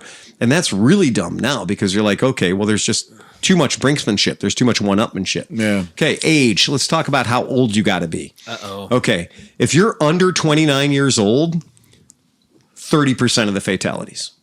Okay? That's almost a touch less than I might have thought. So, if you're 30 to 39, 20% of the fatalities. So, if you're under 39 years old, that is a full 50% of the motorcycle fatalities. Now, considering you're not going to start riding a motorcycle until you're 16 years old, that cuts a big swath of the bottom of the cake out. Yeah. And it makes the gap, it makes the what do you call that? The exposure time a little bit smaller. Well, man, like every single kid you see anywhere, they're all Johnny Big Balls. Right. Like it's crazy to me. I remember starting out and like getting my thing. My 600 was like, oh my God, I got a 600. And that was a big deal for a while. Now these kids, 18, if you don't have 1,000cc bike, you're a fucking pussy. Guess who beats the sub 29 years olds in body count? 55 plus? Oh, yeah. Yeah. Bingo. Yeah. Well, that's Yeah. the bar town. Bingo. Yep. So now those guys under 29, they're at 30% of the market, and the guys over 50, they're at 33% of the market. Now, granted, over 50 is a lot of real estate. Guys that are riding at 80 years old, that's 30 years of exposure. You're going to get a bigger sample, right? But by the same token, I was very surprised to find out that our senior riders, which I would normally think would be extremely conservative in their operations, maybe they need to be retested. Or maybe it's time for them to take a class. are the seniors riding bikes that are too much for them to handle? In my shop, I can tell you they are. Yeah. Fuck yeah. Every fucking crusty creosote-powered curmudgeon that pulls into my lot puts his left foot down and his entire fucking, bling wing falls over. Yeah. And I'm like, what the fuck? It was a parking lot, man. Right? You don't have much space in here. That's the funniest room for thing. 8 fucking cars. Meanwhile, we're testing bikes doing figure eights. Yeah, I do figure eights on 1400s in that parking lot. And people are always like, whoa, I didn't see you coming over there. And I get guys that drive. I mean, I get a guy that literally puts a bike down in my parking lot once a week. Really? Right? Oh, yeah. Pull in and the foot comes down when he's still by the sidewalk. And he tries to Donald Duck walk it in or something. And it's just, it doesn't go well. Okay. A lot of these guys, they ride their motorcycle twice a year. That's what they do. That's their experience. Once in the spring.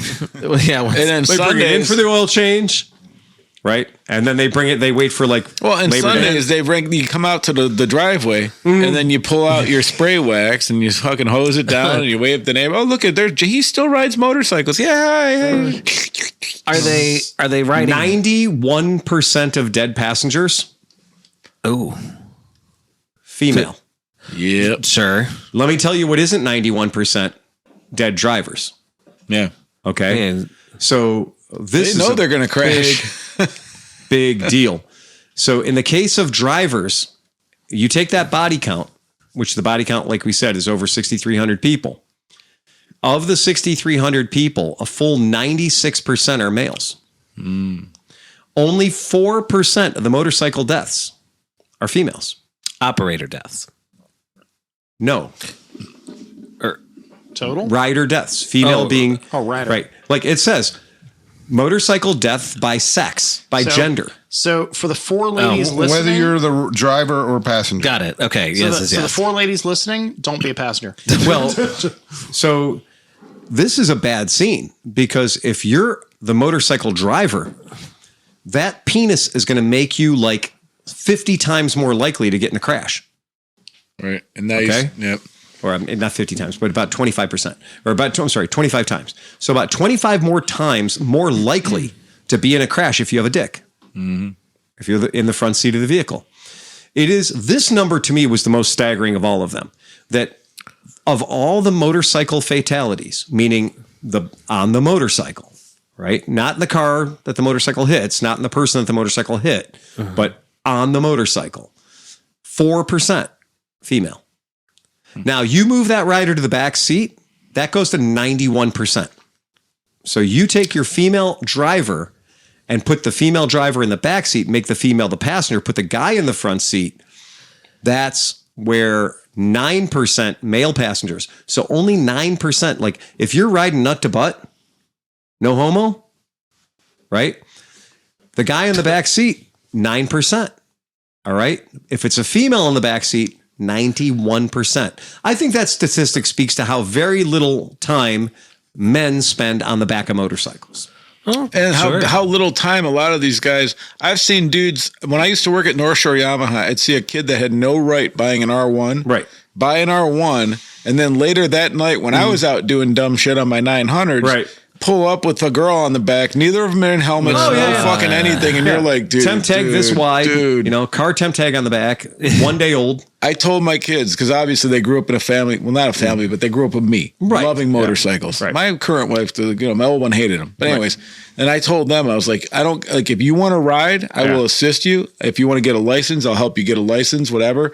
Do not ride on the back of any fucking dude's motorcycle, period. Absolutely. Nope. Unless he rides with me for a year. I lost a high school friend and had another one of my high school friends literally, disabled for the rest of her life because of being on the back of a motorcycle with a fuck knuckle driving it, who had no business driving it. This is why Becky is starting out as a driver. Right. Yeah. Absolutely. I totally agree. Yeah, who would trust him? Yeah, right. To me, that's a really, really interesting number when you look at that, that freaking Some 91% of passenger fatalities are female. I do also wonder then, and I don't know if they broke it down by this, but within that that segment, what was the percentage of age? What was the age ratio? I didn't look at that. Yeah, age ratio for the ladies. Yeah, I'm sure they have it. I'm sure they can break it down. But Also, if they were helmet wearers at that time. Did they break it down by bike type?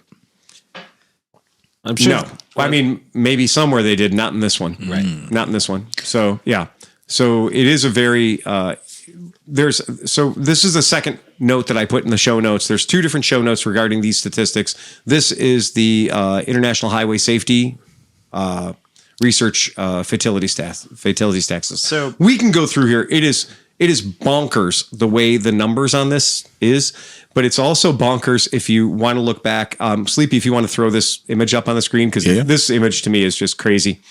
So see the numbers here. The blue line, the top of the line, is bikes that are 0 to 1,000 cc's. The black line is bikes that are 1,000 to 1,400 cc's, and the green line is bikes that are over 1,400 cc's. The timeline across the bottom, you're going to notice that in about 1998, the number goes from almost 0% to a lot. Because prior to 1998, I'll be honest, there weren't a shit ton of 1,400cc motorcycles. I was going to say, yeah, that is okay. not... The market took off. So that segment, that over 1,400cc market, you think about like that Goldwing, the 1,800cc Goldwing was the biggest bike you could possibly buy in 1995. The Harleys weren't that big yet. But look at 1985, 84. That's when the GSXR 1100 hit. Right. So I'm glad you brought that up. When did dude. the ZX14 start? All right. So when you look at that invention of the super mega bikes, right? The ZX 1400 Ninja, the Hayabusa, all those bikes like that. Which, by the way, the Hayabusa I think is 1320 and the VMAX at 1200, and so it's interesting to see where those big cruisers in that 1,000 to 1,400cc class actually the fatality statistic dropped from 35% down to about 18%. But boy, the guys on the 1,400cc's fucking made up for it, didn't they? Yeah. Look at them out there with a vengeance. Gosh. Dude, can you imagine whiskey throttling a fucking Rocket 3? And the blue my line, God. keep imagine the blue line. The blue line is everything up to 1,000 cc's. So you look at the murder count in 1985 of everything up to 1,000 cc's, it was way to fuck up there, 70%, right? And then you look at the way that number goes down as motorcycles become safer. Yeah, rider aids and everything. Riders assistance, Brakes, everything brakes else. that actually By the year stop. 2000, it went from 75% down to 55%. But who picked up the slack was those guys on the mega bikes, the 1400 crotch rockets. The big bikes, and we're also talking too, a lot of the Harley V twins are in that 1400cc plus class. Yeah, because once you get over 112 is what Yeah, they're but at see, now? they need to put up 2025, and then you're going to see that top line jump up to about fucking 100% from all the Well, and all the BMW. I really got to 1000s. say, and if you go to, and my favorite thing is the motorcycle deaths by motorcycle engine size. And they literally do give the breakdown of what percentages are most likely to kill you. And if we adjust that scale all the way down here to the year of our Lord 2023, I promise you that you are far more likely to be murdered on a 0 to 1,000cc motorcycle than you are on, for some reason, a 1,000 to 1,400. Well, because so like a 1,000 to 1,400 is statistically the safest motorcycle you can because ride. more people start out on like an R6 Yes, than absolutely. anything else, and an Right. R6 or a CBR. And there's a lot more of them. RR is They're doing body count here. bike. I want to know how marketing, whatever marketing firm convinced people that a 600cc super sport bike was a great, that's a good size for you. Oh my God. 130 horsepower. On that topic, one of the guys I knew back in the old days, he wanted an SV650 as his first bike because a twin 650. He did all the math, all the work, and everything else. He said, I want this bike. He went to the Suzuki dealer, Suzuki, Yamaha, Kawasaki dealer, wanted the SV650. They didn't have one, but they had a CBR 600RR and said, look, it's the exact same engine displacement. It's actually a little bit smaller because it's 50 cc's down. This is the bike for you. It's a little bit more, but it'll do the job. And he said, yeah, it took me about 2 months to wrap it around a fucking tree. So go back to this very next thing, because this is the one where I think that everybody sitting in this room is going to get a good giggle out of this. Deaths by motorcycle type and engine size. Okay. Yeah, baby. So Sean's down there in the other unknown category. Yeah, that's Other unknown. I am there. Okay. So if you're looking at this schedule, I see a thing. so if you're looking at this schedule, my favorite one is the 0 to 1000 cc Super Sports, which has the highest body count at 1,307 dead bastards, and it represents 99% of its. If you're going out there and you're buying a 0 to 100 cc, a 0 to 1000 cc Super Sport, not a 1,000 to 1,400 or a 14,000 plus, which honestly, I don't even know what Super Sports out there is that the ZX 1400 or is that the sport / unclad sport? I'm looking at No, that's Super Sport. A ZX 1400 has got to be a Super Sport. If I buy a 1,400 cc off-road bike, I'm perfectly safe. Oh, honestly, you're totally safe. You 0%, man. If you get the ZX14 dual sport. the ZX14 Adventure, right? And the sport, like the sport touring and, the touring class, but where they say the sport unclad sport is probably your nakeds, right? Whereas your super sport is probably your ZX14, 100%. Your R1, right? So you can see that the most deadly category to be in there is 0 to 1,000 cc's. Yeah, because that's the ZX6R, the R6, the R1, the fucking R, all that stuff. Right, those are all in there. Yep. So those are all in there. But it's interesting how the body count goes down once you go over 1,000 cc's, which tends to be the people that I've met that are running like FJR 1300 tend to be really good riders. Right. Right. Yeah, because that's because it's a serious bike. Everybody wants the leader bike. That's because it's the sexy bikes. Right. And when you're over that, it's purpose built. You either got a touring bike or you got a Hayabusa, and you're in that sport like touring category too at that point. But man, when you see the difference between running a 900, let's just say you're running 1,000 cc Super Sport with a 1,300 body count versus a 1,000 cc Sport Touring with a 23 body count, right? So that is truly something. And if you look down your total numbers, just look on the very right column where it says total numbers, and you look at the body counts down there, the sport touring class doesn't have anywhere near the body count that all these other classes do, including dirt bikes. Like you're safer on a sport touring bike than you are on an off-road bike. Yeah. So it's kind of an interesting thing. Well, the safest thing is an off-road bike over 1,000 cc. Well, yes, obviously, if there was such a thing, you could definitely figure yourself as the 0%, but you're 0-0. They obviously haven't seen the kid that converted that Panigale V4 into a fucking dirt bike. Yeah. So I'm gonna say for me looking at this 50-year-old, and they break it down by there's like 70 different ways they break the numbers down. As my dumbass being over 50 years old, that I am probably significantly supposed to ride a super sport bike. Because statistically, I have the lowest percentage of death on the super sport. I have the highest percentage of death on a sport touring bike. Because that's where the age factor comes in. Right. They didn't have an ADV, did they? No, I think they're calling, they literally say touring. Touring. Phil, right, touring. It is time to bring out the ladies for some unclad sport. Bring out the unclad sports. Right. Yeah, it's crazy how the numbers go when you're looking at, because we're concerned we don't want to die. Right? That's it.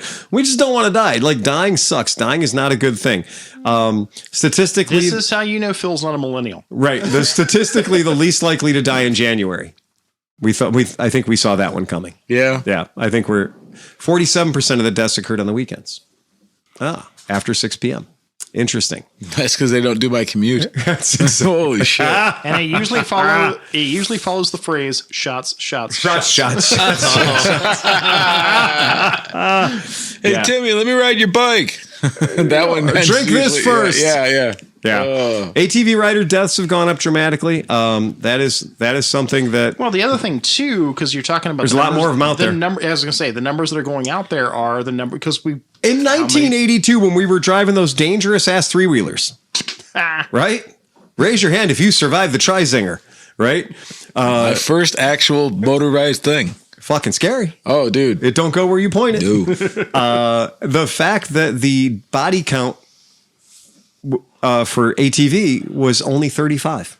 Yeah, and they banned for them the whole fuckers. country, and they banned them, made them change them around in the whole Talk thing. about Mark. Somebody marketed the fuck out of that. Somebody that had the 4-wheeler was like, we got to get rid of these 3-wheelers. But in 2020, ATVs killed 557 people. Oh, yeah. So they went up, man. Have you seen on It killed 35, but there were 4 million people parallel.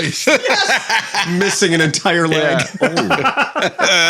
Having been run over by a four-wheeler that I was on. America is 13% dumber because of 3-wheelers. Well, yeah, I wonder how much of that data is centered around 3-wheelers. Yeah. Oh, Because they man. are still classifying them as motorcycles. Oh, yeah, absolutely. Well, in the ATV. Well, sure. Right. So, Sean, if you want to throw this one up, this is the one Sean was looking for earlier. I think we can all appreciate this one. So this was helmet.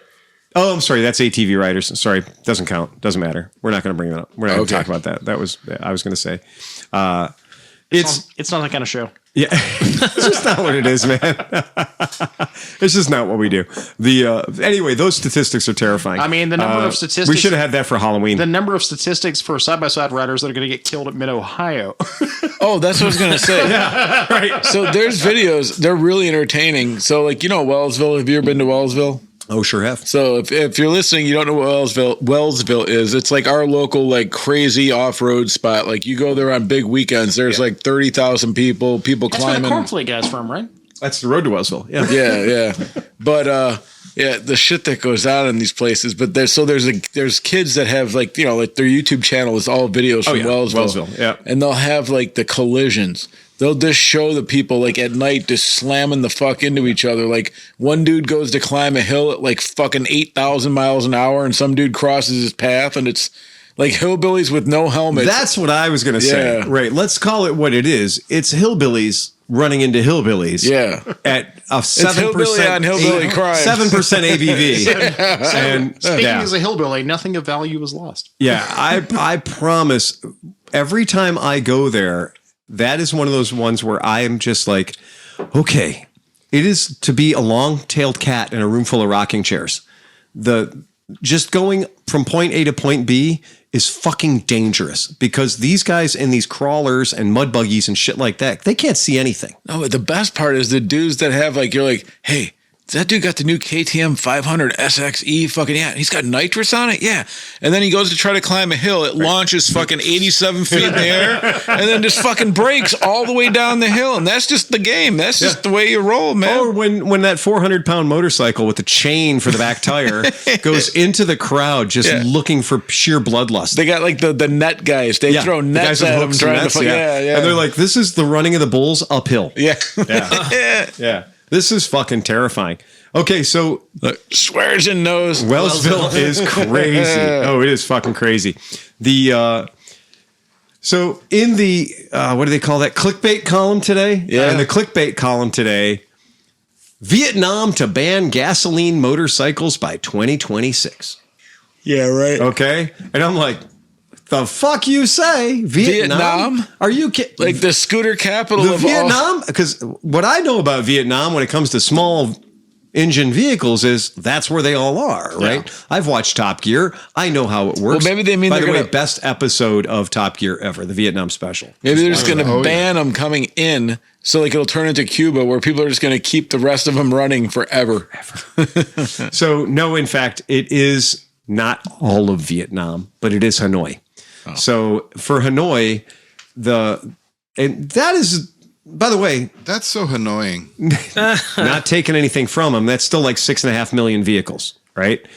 And so due to the air basically turning into acid from something like they said 77 million Tanuki 70 Tanuki-san. As of 2024, drink. As of 2024, 77 million registered units. Holy shit. Okay. That's a lot. That is a fucking lot. So what they're saying is no more. So anybody who is within the downtown area of Hanoi, within the Ring Road number 1 is what they call it. And I'm going to pull a map up so the kids at home can see it. So you understand what the Hanoi Ring Road is. Toyota Ring Road. I notice it goes right around your chocolate starfish.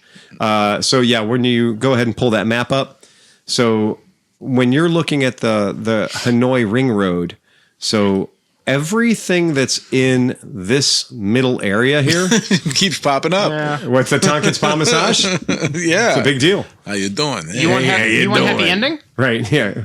Oh no. Yep. Same as downtown. So that, Sean's like, you guys have to pay for that? Yeah. Kind of. sorry, buddy. Oh. Yeah. So that's a big area. That is a major high populated area. That's a lot going on. Mm-hmm. And for them to say, we're not going to let any gasoline motors inside of that, it's because they're pretty well fucked. They're not having a good time with it. Oh, yeah, that's a lot of roads. It's a lot of roads. So it's a lot of stuff. So if they're going to ban that, that they want to get rid of all these little tiny, and I will tell you, a lot of them are two strokes, but they're still, it's a big deal. And the problem is, obviously, they're saying there's 2,000 dealerships, 200 suppliers that are all going to be, and hundreds of thousands of jobs that are going to be lost as a result of this. Because we cannot, as citizens in our country, we cannot grasp a place where every corner that you go to is a motorcycle or scooter dealer or repair shop staring at you. Well, I mean, Yeah. one dealer in Hanoi sells as many scooters in a year as the entire United States of America That's true. sells motorcycles. Right. Yeah. That's their vroom. the numbers when they're talking about like, oh, one dealership in Hanoi is doing 20,000 bikes per year. Yeah, so they're basically cutting the dick off their own citizens over there. Well, I mean, they're going to have to Now pump they'll out have to sound electric bikes? ones. Right. And they'll have hot swapping. Well, China did a big thing where against their will, they said, bring your gas powered scooter down and we will take your gasoline powered motor out. We will replace it with an electric powered motor. And that's what China did to solve their problem is they circumcised they neutered a whole bunch of 49cc scooters. That's at least offering an option. And it wasn't that they gave you the motor for free, but it was super duper cheap. Right. well, that's, Super duper That's a fair, we okay. keep waiting for Honda to do electric. Meanwhile, CSC has the electric Cub, Oh yeah. which means the technology exists. Yeah. Well, you can buy, if you go to Alibaba or you go to Temu right now, you can buy a 49cc replacement electric motor. So you're going to take your 49cc motor out and they literally have them done based on like, oh, what do you have? A Metropolitan? Do you have a Vino? Do you have a this? Do you have a that? And that's how you order it. And it ain't expensive. I'm talking about battery and motor together under $200.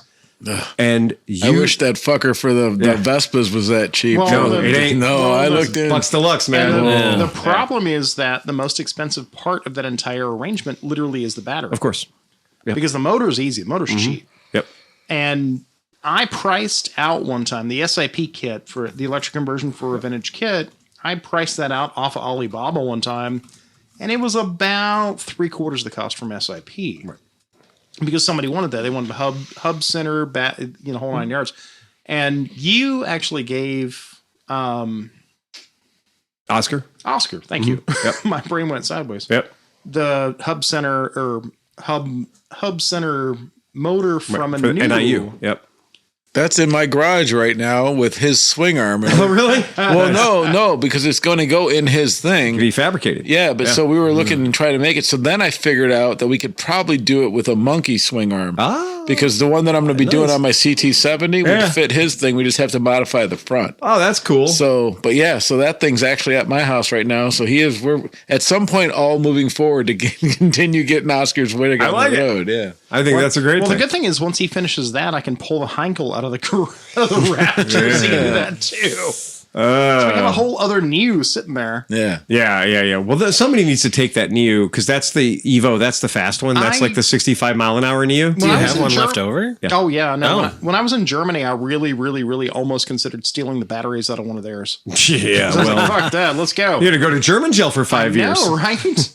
They actually send you to jail there. It's not just pay the fine and go home. What are you doing? Oh no, you need him. Never mind. Yeah, I get it. I was saying, what are you doing? You're stopping him. That's right. Yeah. Oh wait. Can you imagine I'm going to commit a stories? crime in a place that actually has crime. I know, but Or the a punishment. stories, it might be worth it. Tom in jail? Holy Tom in fuck. Well, jail. the German jails are a little more posh compared to American jails. Yeah, but they don't have parole. Oh, that's you And do there's it. no probation. You do it. You do it. You get 5 years, you go 5 years. Yep. Do the crime, do the time. Yeah, that's the way that works. Yeah, The Tom and Jelly Show. If I can figure out the battery. There's the pay-per-view right there. There's the OnlyFans. Oh, sure. Now we're no longer talking about my feed. Okay, did anybody did anybody who not looked at the show notes want to tell me what the least expensive road legal motorcycle you can buy in the United States is brand new? The 125 Hawk. Not far off. Would you like to back that up with the price? $12.95. Remember, but that's a road legal motorcycle. No, I believe no. it's got to be something under $1,000. Yeah, Gasoline it has to be. engine? It has to be because my Tao Hellcat I bought was $8.99 Are we back on a to special, CSC again? and that came with the fucking title. Go ahead and pull it up. Bring it up. Bring it up. Boom. All Survey right. says that X-Pro USA, bringing joy to your rides, is offering a 125cc Cafe Cruiser Racer gas bike, bicycle style motorcycle with manual transmission, electric kickstart, big 17-inch wheels, free shipping. Love. $759 hairs. How much is their Street Magic copy? Well, That's fucking sexy, dude. we're not Look at talking it. about we're not talking about anything except the cheapest. That's all I give a fuck about. The exact same bike is available on Walmart.com for $850 if you want to go to somebody you quote trust. If it's still there, it might be taken down. It was up and down for a while. wanna But see it? if you'd ever see the most amazing discussion The Vader? about all these bikes, Yeah. was on ChinaRider.net or whatever. Again, These guys are like, I got this bike for $800, and then they're like a couple, I don't know, 10 pages of thread later, they're like, okay, so I totaled it up. It's at 3,900. Like they've put like all this money Now into that this I'm fucking done. butt. Yeah, it's like now that Jesus I'm done. Christ, dude. You could have So bought this a is Honda. this is the Pro Vader. Yay, the Boom Vader. The Boom Vader. So this is the Boom Vader.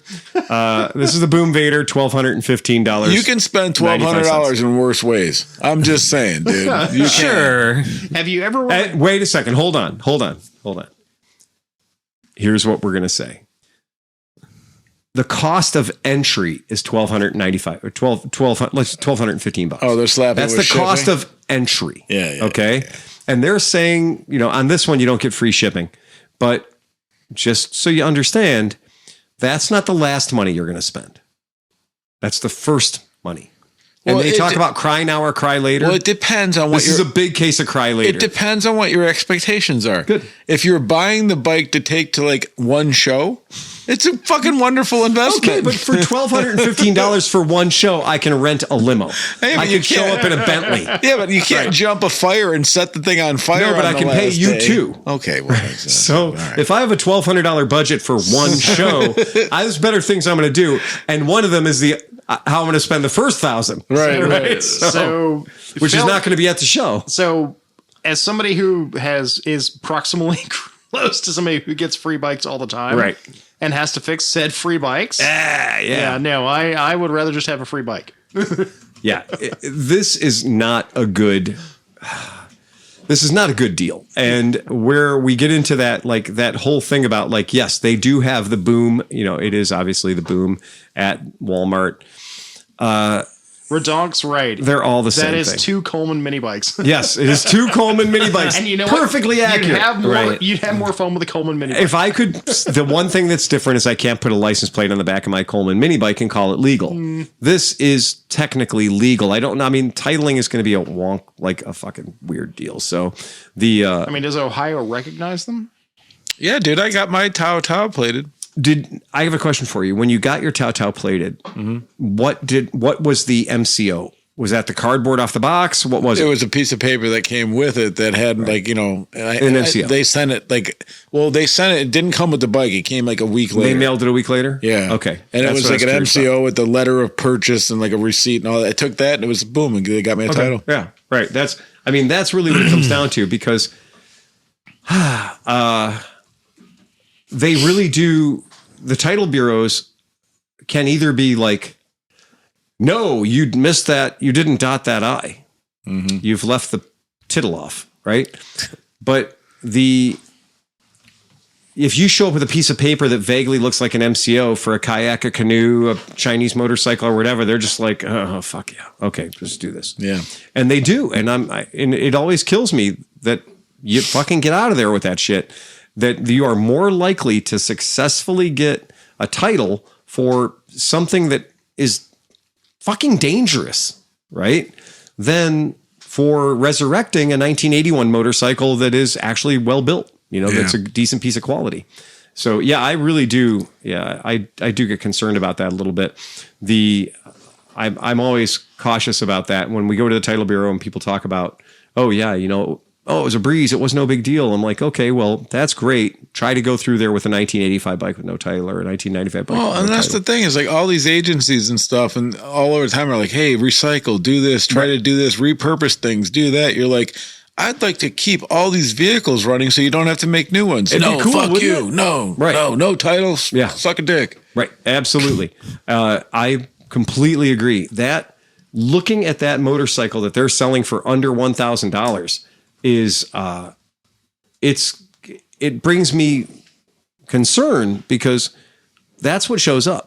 I mean, we see a lot of that. It's a disservice to motorcycling because if that's your first experience with motorcycling and it's a piece of shit, Not going to love it. you're not going to fucking fall in love You with are it. not going to have a good day. Yeah, you're absolutely not going to have a good day. And more importantly, you're going to be the guy talking to me on the telephone that is like, why are you such an asshole? Why won't you work on my bike? And I'm like, man, because I didn't tell you to buy that bike. Like you buying that bike was your decision to spend under $1,000 how on about a road this? legal motorcycle. Hey, bud. Hey, your $800 bike?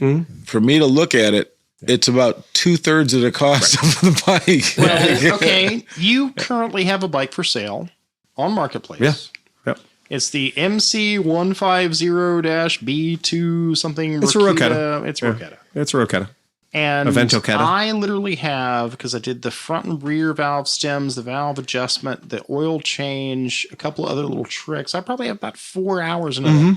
What's 4 hours of my labor cost? Yeah, you're literally sitting at knocking on the door $500, And $550 with tax, right? Exactly. Yeah. So you take that $1,200, and everything I've just said is what you're going to have to do to that $1,200. Exactly. So now you're knocking at $2,000, $2,300. Yeah, you generally should anticipate putting about an extra 50% of the purchase price back into the bike just first year. And by that time, because that bike's got like 2,300 miles on it. Yeah. Super bad. And the funny part was you getting on the bike and hitting the button. You're like, that is the smoothest. Oh, it was deceptive how easily it started.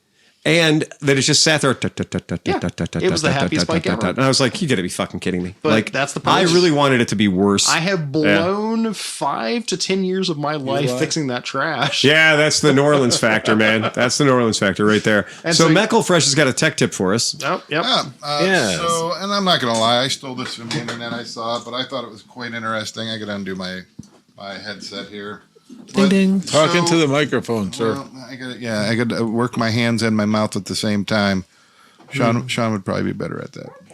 I can teach you. We have lessons. Learn a skill.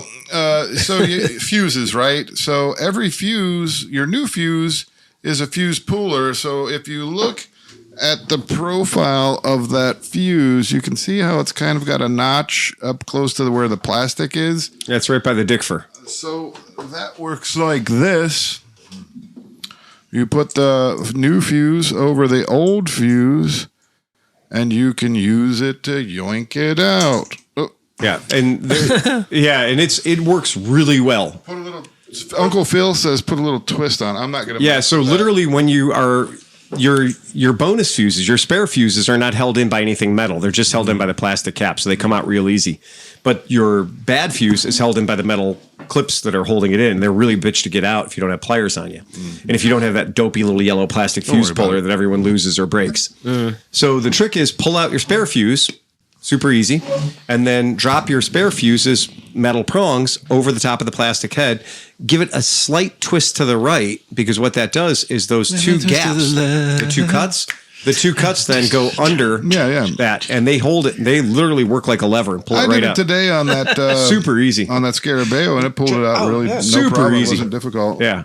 I've never known it. I guess the only problem would be is like some fuse boxes are tight and maybe it wouldn't go in, but generally, it would work. Totally. I completely agree. I don't know how it is with the micro fuses, the smaller ones. They don't work because they don't have the cut in the prongs. Right. The prongs are perfectly straight. My wife said the micro fuses work fine. Oh, sorry. What? So They still get the job done. And then there's a secondary tech tip. Your secondary tech tip? Well, we were talking about carburation and everything, and there's been a lot of questions asked about how you tell whether something is lean or rich. And so the lean thing is when you're giving it the throttle, right? So when you give it the gas, you're going to feel a little bit of lag. It's a little bit, and then it'll rev up and everything. And then when you let off of it, you watch and it kind of doesn't want to go straight down. It kind of maybe hangs up or slowly goes down to where your idle is. So if you set your idle at about 1500, if you can, if it's running well enough, you just feel how it's coming down. If you go whum and it goes right back down and settles the idle, you're good. If you go whum and it's kind of like it's a little sloggy, it goes up and then it goes down or maybe hangs a while before it settles down, that's probably lean. If you're able to idle at 1500 and you give it the gas and it has great, pretty good snappy throttle response, but then it goes and it dips down below 1500 or it stalls, that's a good chance you're rich. Couple little tips. Very good. More on that. Very good tip. Yeah, extremely good tip. That's on the money. The working with a carburetor and understanding what you're hearing when you're hearing it will save you. Man, I used to work with a guy, and anytime he'd work on a carburetor, he would go, "Yeah, you hear that? It's too lean." His answer for everything was, "It's too lean. They built these bikes to be EPA compliant. They're all too lean." And this guy could have 87 air leaks. Fuck carburetors. Yeah. 87 air leaks going on. And his answer was it's too lean. It's too lean. You got to richen it up. You always got to richen it up. And I just got so sick of fucking hearing him talking about everything in the world, whatever the bike it was, it had to be richened up. So his solution was permanently richening every single bike he ever met. And I was like, man, I mean, it just doesn't seem like he could be right all the time on just like every single bike that comes in, just richen it. Until I was working on a bike and I pulled the spark plug out and it was black and wet. Right. And I was like, I'm dying to hear this. This is going to be great. Right. Yeah. I gave the bike a kick on the Kickstarter and like literally raw gas and oil sprayed out of the tailpipe. Right. And I'm like, lay it on me, baby. I know what you're going to tell me. I'm just waiting for it right now. And I was like, so is this one too lean? And he was like, well, the carburetor probably is. Of course. Like, oh, the carburetor probably is. Oh, the carburetor probably is. Okay, great. Yeah, well, all that's because it got past the fuel tap, and all that's because it got past the needle, and all that's because it got past the. I was like, man, it's never enough with you. The seat was really rich. I think overall, those circumstances are probably going to favor the lean situation because if the carburetor's dirty, it's going to be lean. Yep. So your odds are best if you ever want to appear like you know what you're talking about and you don't know fuck all about motorcycles or lawnmowers or snowblowers and it's not running right. It's an okay thing to say, I think it's running lean, because that guy that just pulled the handle 47 times is going to be like, you must know what you're talking about. My wife pulls off shit like that all the time. What I've heard is it's always the alternator. It's always the alternator. For a bike to run, it is. For a bike to run rich, right? It would have to either have an overflowing float, right, or somebody has been in there and hogged out the jets or put bigger jets in it. Yeah. I don't see how else it would run. It's going to run. Or the choke rich. is stuck on or something. Right. Oh, yeah. A stuck on choke. Yeah. Stuck choke is usually the deal. Well, or somebody fucked with the carb. Wait, well, yes, of course. Yeah. So you have your air fuel screw, which, so maybe somebody's cranked it all the way out and you need to crank it back in or something like that. But, But mostly, like I said, the circumstances are generally going to favor it being lean, I think. Yep. Yeah.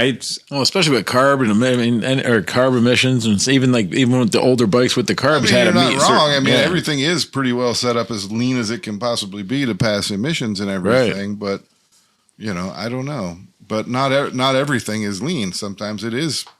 It's too much fuel.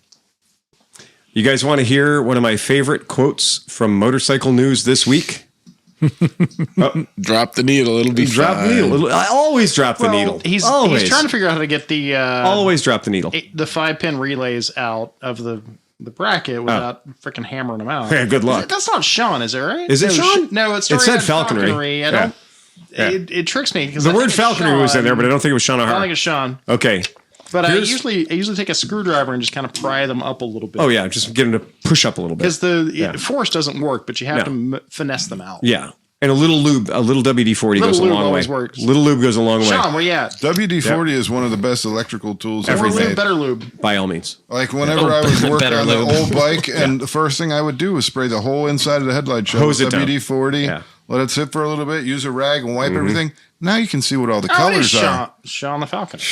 Now Not you only can see that- what all the colors are. Then you go to start pulling connectors apart. They come apart without ripping off. Hey, here's another great tip. When you got a rat's nest worth of wire inside your headlight and you can't figure out what the fuck's going on inside of there and you just start stabbing around with your fingers, all that insulation is going to flake off and you're going to make 75 short circuits.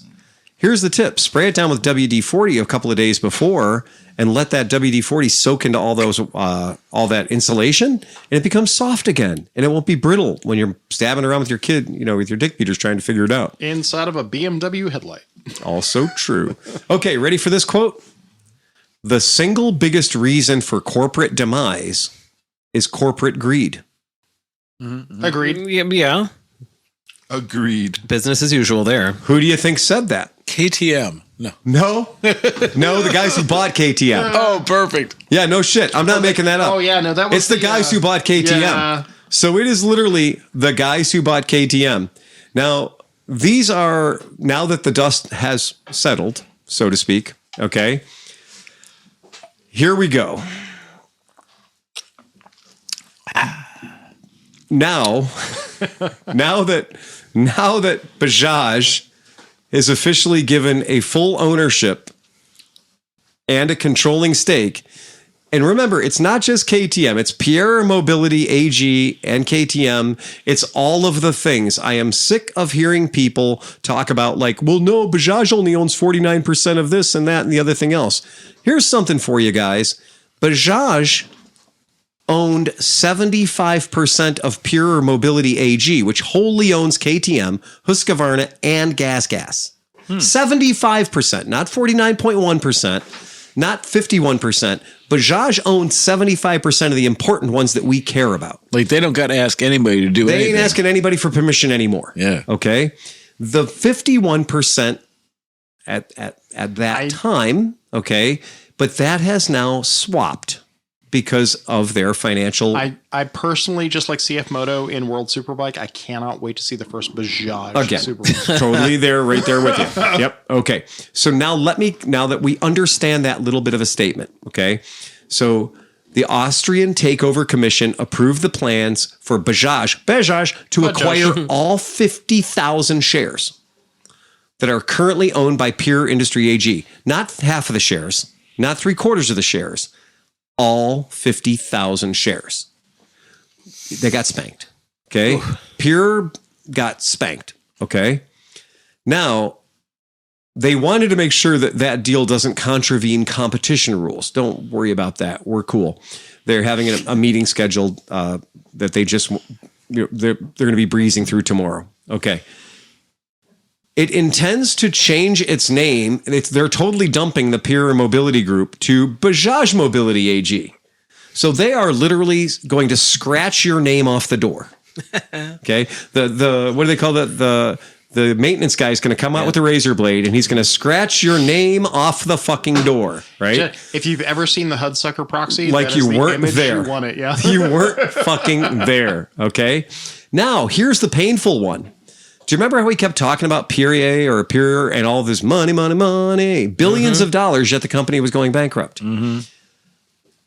And they also talked about how Pure was going out of business, but the people that he nominated to follow him will now take his place. Yeah. Well, that's just henchmen, right? The entire Pure nominated supervisory board members will resign and their replacements will be elected. Ooh. So now if you're one of the bagmen in the middle circle, you now don't have any stock because we're giving all that to the Indians. pull the lever, Kronk. Right. Wrong lever. That's it. So in case if you were trying to keep track, this is the new guy that's running the company now. Okay. Exciting. It's exciting. Picture day at school. Rajiv Bajaj. Well, And again, this is the grandson. this is the grandson. family. This is the family. no, full because the family Bajaj Bajaj? family has owned Bajaj forever. One of the few ones. Right? I And mean, there is still a Willie G at Harley Davidson. when Yep. the grandson took over, he decided to stop making scooters and started getting into world manufacturing of big motorcycles. When I was in the Army, a guy told me once, he was like, how far your name is from your body is an indication of how important you are. Example, if your name is tattooed on your arm, you are not very important. If your name is on your shirt tab, like I was in the Army, you're not very important. Okay? If your name is on the door of your office, you're becoming more important. If your name is on your desk, right? It's a little further away from your body. You're becoming more important. If your name is on the side of the truck, you're becoming much more important. If your name is on the side of the building, you're becoming much more important. What if your name's in billboard lights? So Then you're become much more important. But how it's funny is this dude's name is on his shirt. yeah, I saw that. But it's also Bajaj. But it's his also name the is name of on the his company. shirt, but it's also on the side of the building and on the side of So all the my- trucks and on the my- side of all the Every motorcycles. bike they make. And every bike they make. My eventual goal, life's goal, probably is, on the jet, too. is to go to the family castle. Yes. The Bajaj family Pennington castle. family castle. It's Muncaster Castle. Mooncaster. Dude, there's something about Tom being in a castle that feels right. It does. It does. By the fire. Totally. With a large glass of something. A chalice. And for Sean, Wearing some kind of armor. There has to be armor involved. For Sean playing at home, they have apparently one of the largest owlries in the world. Do they really? Yeah. Oh, that's cool. Love. So anyway, the reason I wanted to bring this up. Wowie, owie. Or wowie. So Wowie anyway, zowies. yeah. All right. No, I love that Bajaj literally went from being a scooter manufacturer to like a world player. Well, yeah. So Rajiv Bajaj, and it also comes from he was selling the thing that the people wanted when the people finally got money. Yeah. So like all the time the people didn't have any money, we all just made fun of them. We're 'Cause like, oh, they're poorly made Enfields. Yeah. Right? They're poorly made whatever, Vespa clones or whatever. And he got so much crap when he was like, no, we're not going to do that anymore. Oh yeah. Well, generally speaking, when this guy was like, we're not doing Vespas anymore, and everybody's like, what do you mean you're not doing Vespas anymore? That's like part of our country's identity. You can't stop doing Vespas. Chill. And then he's like, well, we're just going to do motorcycles for like everybody on the fucking planet. Yep. Okay. All right. We'll see what happens. Okay. Now we're going to talk about this. He said, I'm cutting our expenses by 50%. Oh. I'm going to cut management. I'm going to cut R&D, and I'm going to cut racing. Yeah. Okay. What were they racing? KTM. Oh, I don't know, KTM. what were they racing? So you got me confused because we were talking about Bajaj a second ago. We're talking about the guys who own KTM. Okay. Yeah, all So right. now we're back Remember to the big orange trucks? Yeah. No, Yeah, I didn't not know gonna be so many of those I didn't know anymore. we were back there. I thought we were still at the castle with Tom. I don't. 50 milligrams THC, friends. We can always All right, come back. so- That was 3 cans ago. in that one can. All right. That's what I'm saying. Here we go. He says, we were all taken by surprise, I must say. I think most of the industry was quite shocked of how rapidly this thing developed. Yeah, I think we all were. Yeah. I think It was we like all a were. real time. It was like, we built more motorcycles than we've ever built in the history of our company. KTM is going to be the number one ziggity roop up the, oh yeah, man. Yeah, go KTM. Yeah. And all of a sudden it was like, oops. Yeah. I may have overcooked it. It was literally Right. like the balloon was like.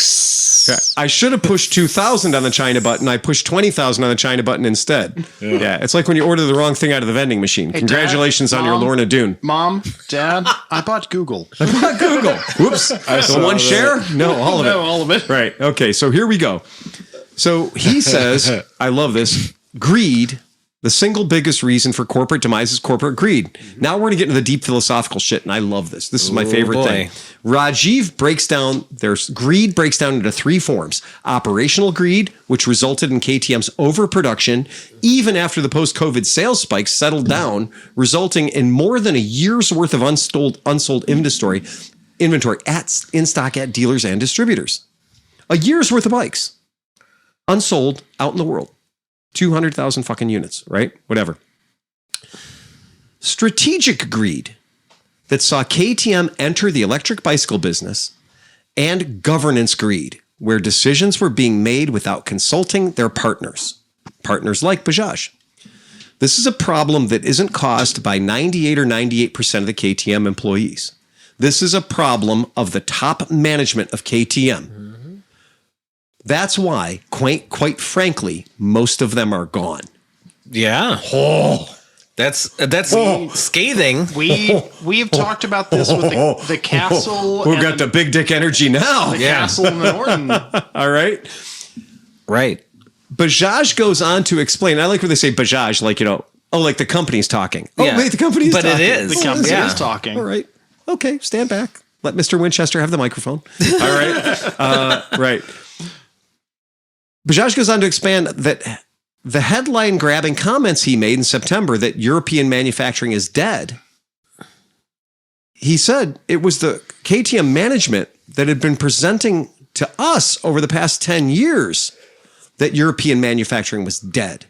KTM said that KTM needs to move more and more production to India and China. He said eventually we did move half of the volume to India. And KTM said that the European work culture is dead. Wages are too high and working hours are too few. They showed us graphs comparing to Europe to China and everything to that effect. Bajaj says that from the outside, what we observe is that there's an opportunity to reduce the overheads by more than 50%. Here's the trick. He says the head count. They've already brought the head count down from 6,000 to 4,000 in the past year. And he says, I think that's wrong. I think that was done incorrectly. The peer group went from 6,000 people to 4,000 people, mostly by getting rid of guys that worked on the line. Bajaj says, in this 4,000 people that are left in the company, only 1,000 of them are blue collar. 3,000 of those people are white collar, and that's very perplexing because it's the blue collar that make the motorcycles. Mm-hmm. In that sense, if some more of the volume is moved out of Mattighofen, where the corporate wiggity wigs are, right? Whether it's to India or otherwise doesn't matter, the impact on the blue collar is going to be insignificant. The issue is going to be with the white collar headcount, which is very expensive. And that's what he's bringing up, is that of the 4,000 people that work there, only 1,000 people are building motorcycles. The other 3,000 people are administrative, doing something other than building motorcycles. Well, one of the things I have issue with is the fact that Bajaj is perfectly aligned to open, just like Volkswagen did in Knoxville, open a factory or keep the factory open in Austria. Mm-hmm. That way they don't have to move manufacturing to India and then suffer all the tariffs and everything else coming. And they already have the bikes in Austria. When I worked for the city of Cleveland, there were 3 techs, and we had a supervisor, assistant manager, and a manager for 3 people. Mm-hmm. I'm like, what the fuck? And you have 3 managers and for 3 people. They were like, we're never hiring. Well, we don't want to hire anybody else. We're like, we need more people. Right. You need more techs. Mm-hmm. You damn sure don't need any more managers. Right. Hey, Phil, what's the one thing you need more than anything else in the world? Techs. More mechanics. Absolutely. More mechanics. Yeah. Right. You can never have enough mechanics. You can never have enough. Right. And like they need to be barely touched, barely controlled. And let them do what they want to do. I think it's time Renee either understands she's going to either have to start working on bikes or... No. Renee is perfectly aligned with exactly where she needs to be. Yeah. Because somebody has to manage this bullshit. Because we know Phil's not doing it. No. Well, Phil, actually, I saw you today changing a carburetor on your snowblower. On a snowblower. Come on. And I know- Why are you working on that shit? You know, you got fucking Johnny McScrappy over Oh, here. I'll put you on the cock. Come on over, dude. Come on, Johnny. Come on over. We're the shop tomorrow there's from 11 to 6. Stop on by. Yep, there are 7 lifts back there. Nick has been showing up kind of intermittently, Yeah, which he's is fine. right. It's Nick. It's wintertime. Yeah. Well, I didn't say I'd work on bikes. No, come on and work on that snowblower, man. I have a snowblower outside and it's a pull start. Yeah, I promise you. What Bajaj is doing in this situation, I love that they're like, okay, well, you took it from 6,000 to 4,000, but I think you took the wrong 2,000 people out. And he says, when I look around, management's not going to decide to get rid of their job. that's right. Damn straight. Right. And the biggest problem in any field is administrative. Correct. You don't need They're stepping on each 2,700 other. administrators. Right. Yeah. And so that's an interesting thing. And my feeling about KTM actually gets a lot better after this because I like the idea of somebody going and going, why the fuck is our company upside down? Like if one guy can make X number of motorcycles and we have 1,000 of those guys, right? But our goal is to make enough motorcycles to have an impact in the market. Well, then we need to flip that around and we need to have maybe 1/10 as many managers and let's get a few more guys building bikes. I don't know who I don't know who needs to hear this. You need twice as many techs as MBAs. Yeah, it's fair enough. So it is a big thing. I think that as bad as I felt a year ago when we started hearing about this, talking about like, oh, that's the end of KTM. Yeah. Well, now I'm starting to feel like, no, that's the end of a billionaire. That's the end of that billionaire. Right. And like on top of that, to back that up, their new bike, the track bike they just released, the R9CR, whatever the fuck the letters are, everybody's raving about it. Like every single dude that got a chance to ride it, the 44 teeth guys. But I got some bad news. What? I believe him when he says he's going to take a 50% cut to management, staffing, R&D, and even racing. I believe that he's going to. I wouldn't be surprised if he put the brakes on the racing division for a couple of years until they got their shit together. But this is not a race bike. This is it's a bike you buy just to go to the track. Right. Or, it's a street bike too, but it's a hell of a track bike. Right. But I would say that his enthusiasm in putting a bunch of money into those 15 trailers that show up that say KTM on the side, and it cost them $15 million every race to go out and do that, he might, for the time being, he might want to be. Oh, I can see that. Yeah. Not only can I not spend $15 million, I can sell those trailers. I can sell all that shit up. I can cancel those contracts. Hey, Michael Jordan, you want to buy a race team? But you know what? There's several things right now. There's articles out there where several of the bigger companies and big teams are starting to say that these high-end echelons like, MotoGP and all these different things are all getting to the point where it doesn't even make financial sense for these companies to even do it anymore. Well, they can't sell enough whatever they sell to even make up for the money that they're spending on the competitive. To the early days of racing when it's just rich fucks having fun and killing themselves. That's the end of the day. But Bajaj, no, they're going. That's with their Mars and stuff. They're all racing that way now. Because you still got a lot of rich people racing cars and motorcycles and everything else. And Bajaj, doesn't really have the culture of race on Sunday, sell on Monday. That's the whole thing is they don't have to race bikes to sell bikes. Oh, you get buried on Sunday, bike on Monday.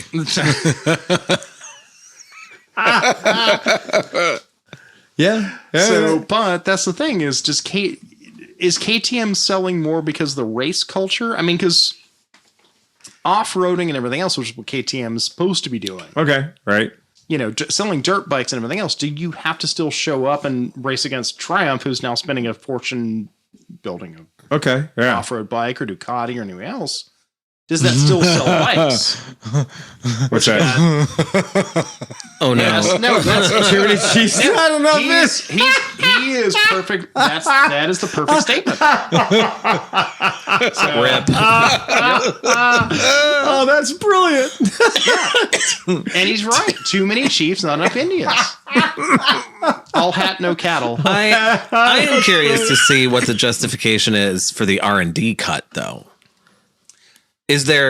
Have they got enough of a roadmap that they don't need very much of it at the moment? They came out with a whole bunch of new models, so they're probably like, we're good for 5 years. That's the thing. Are we good for a little while? Can we get by on what we got? Well, coming from a mechanic, we have kind of reached the top tier of tech.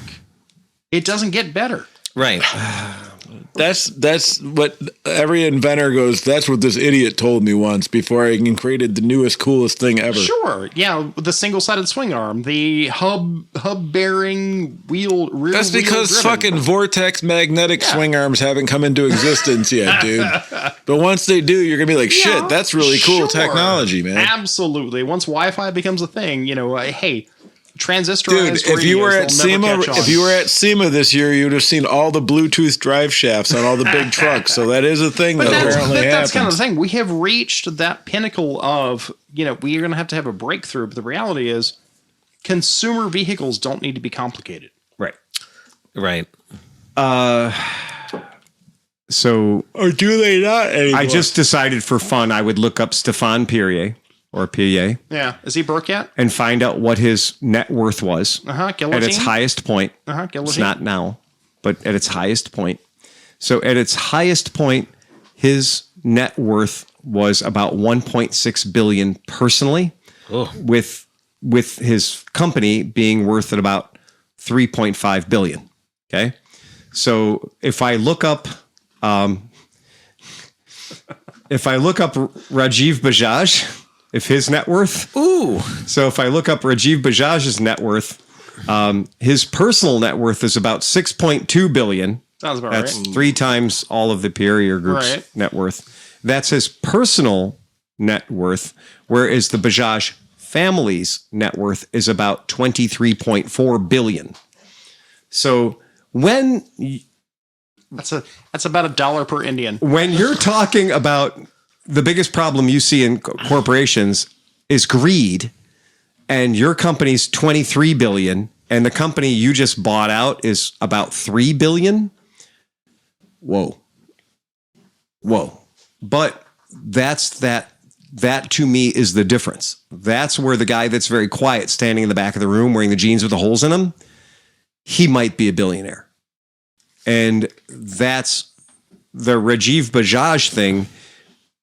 We remember when he took over Bajaj, when he was this wunderkind, this young man that was given the reins to this rather big, rather old company, but it wasn't super technologically superior. It wasn't building anything that didn't have a carburetor. It wasn't building anything that had bigger than 10-inch wheels for the most part, maybe 16s on some of that 180 shit, right? But point being, he's been in charge since 2005, like during the time I've been doing this.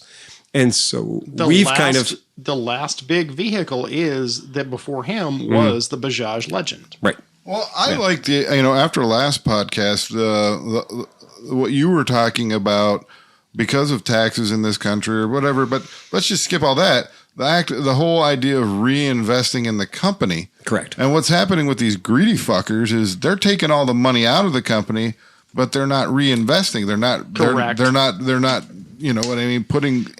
They're taking too much out. This is an easy hit, and I hate taking it, but I'm going to.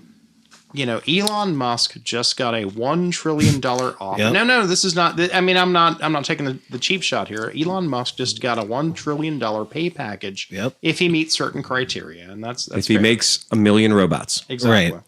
And the reality is, there is no manufacturing company in the entire world that owes anybody $1 trillion. No. Oh, and they Because that literally I'm not taking a cheap That is shot. so this, much, yeah. This literally is.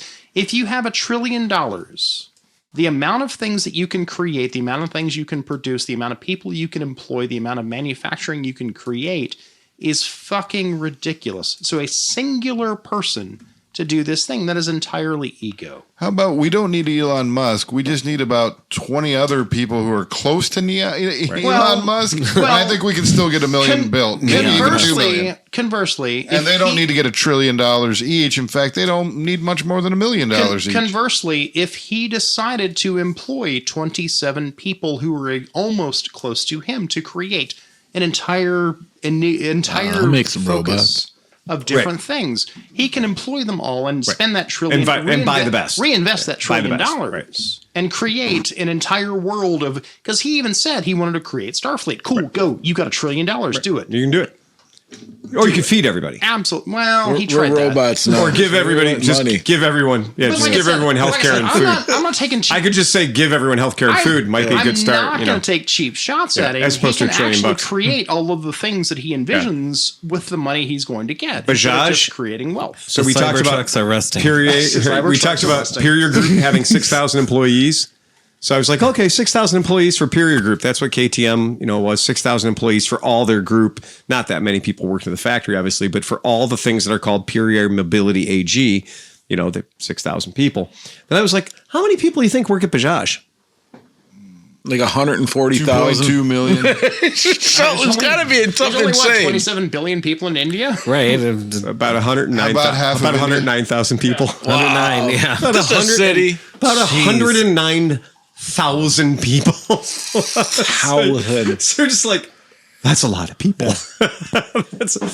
Anything. What's their parking lot like? I can't know. It's obviously it's a lot of buildings. the entire- Bajaj Group is a big deal. Yeah. I know. I was kidding. But Bajaj, and you know how we always joke about General Motors doesn't need to sell cars; they just need to make loans for cars, GMAC Yes. financing, and GMAC, Ford credit, Ford Finance. Yeah. Well, Bajaj has their own too. They are called Bajaj FinServ, like financial services. Oh. But I just think it's funny they're called Bajaj FinServ. FinServ. Hey, That's cool. hey, I think that's awesome. Yeah. So it is a funny thing. They were started in 1926 by Jamnalal Bajaj. I can see Tom meeting that guy and be like, "Would you sign my scooter?" Oh, absolutely. Honestly, who wouldn't? I'd be like, Dude, I have a sign my tits, something. The blue Bajaj that's in the warehouse has 42 miles. I want him to sign the POC pipe. Exactly. Yeah. Be like, I ruined your bike for you. Do you know? I made people hate your bike. Do you know how loud and polluting this thing is? Yeah, I did it. You're like, "Yes, Saw me, baby. it took a lot of engineering to get it that snarly." Your bike was like, tick, tick, tick, tick, tick. My bike was like, fuck. Yeah.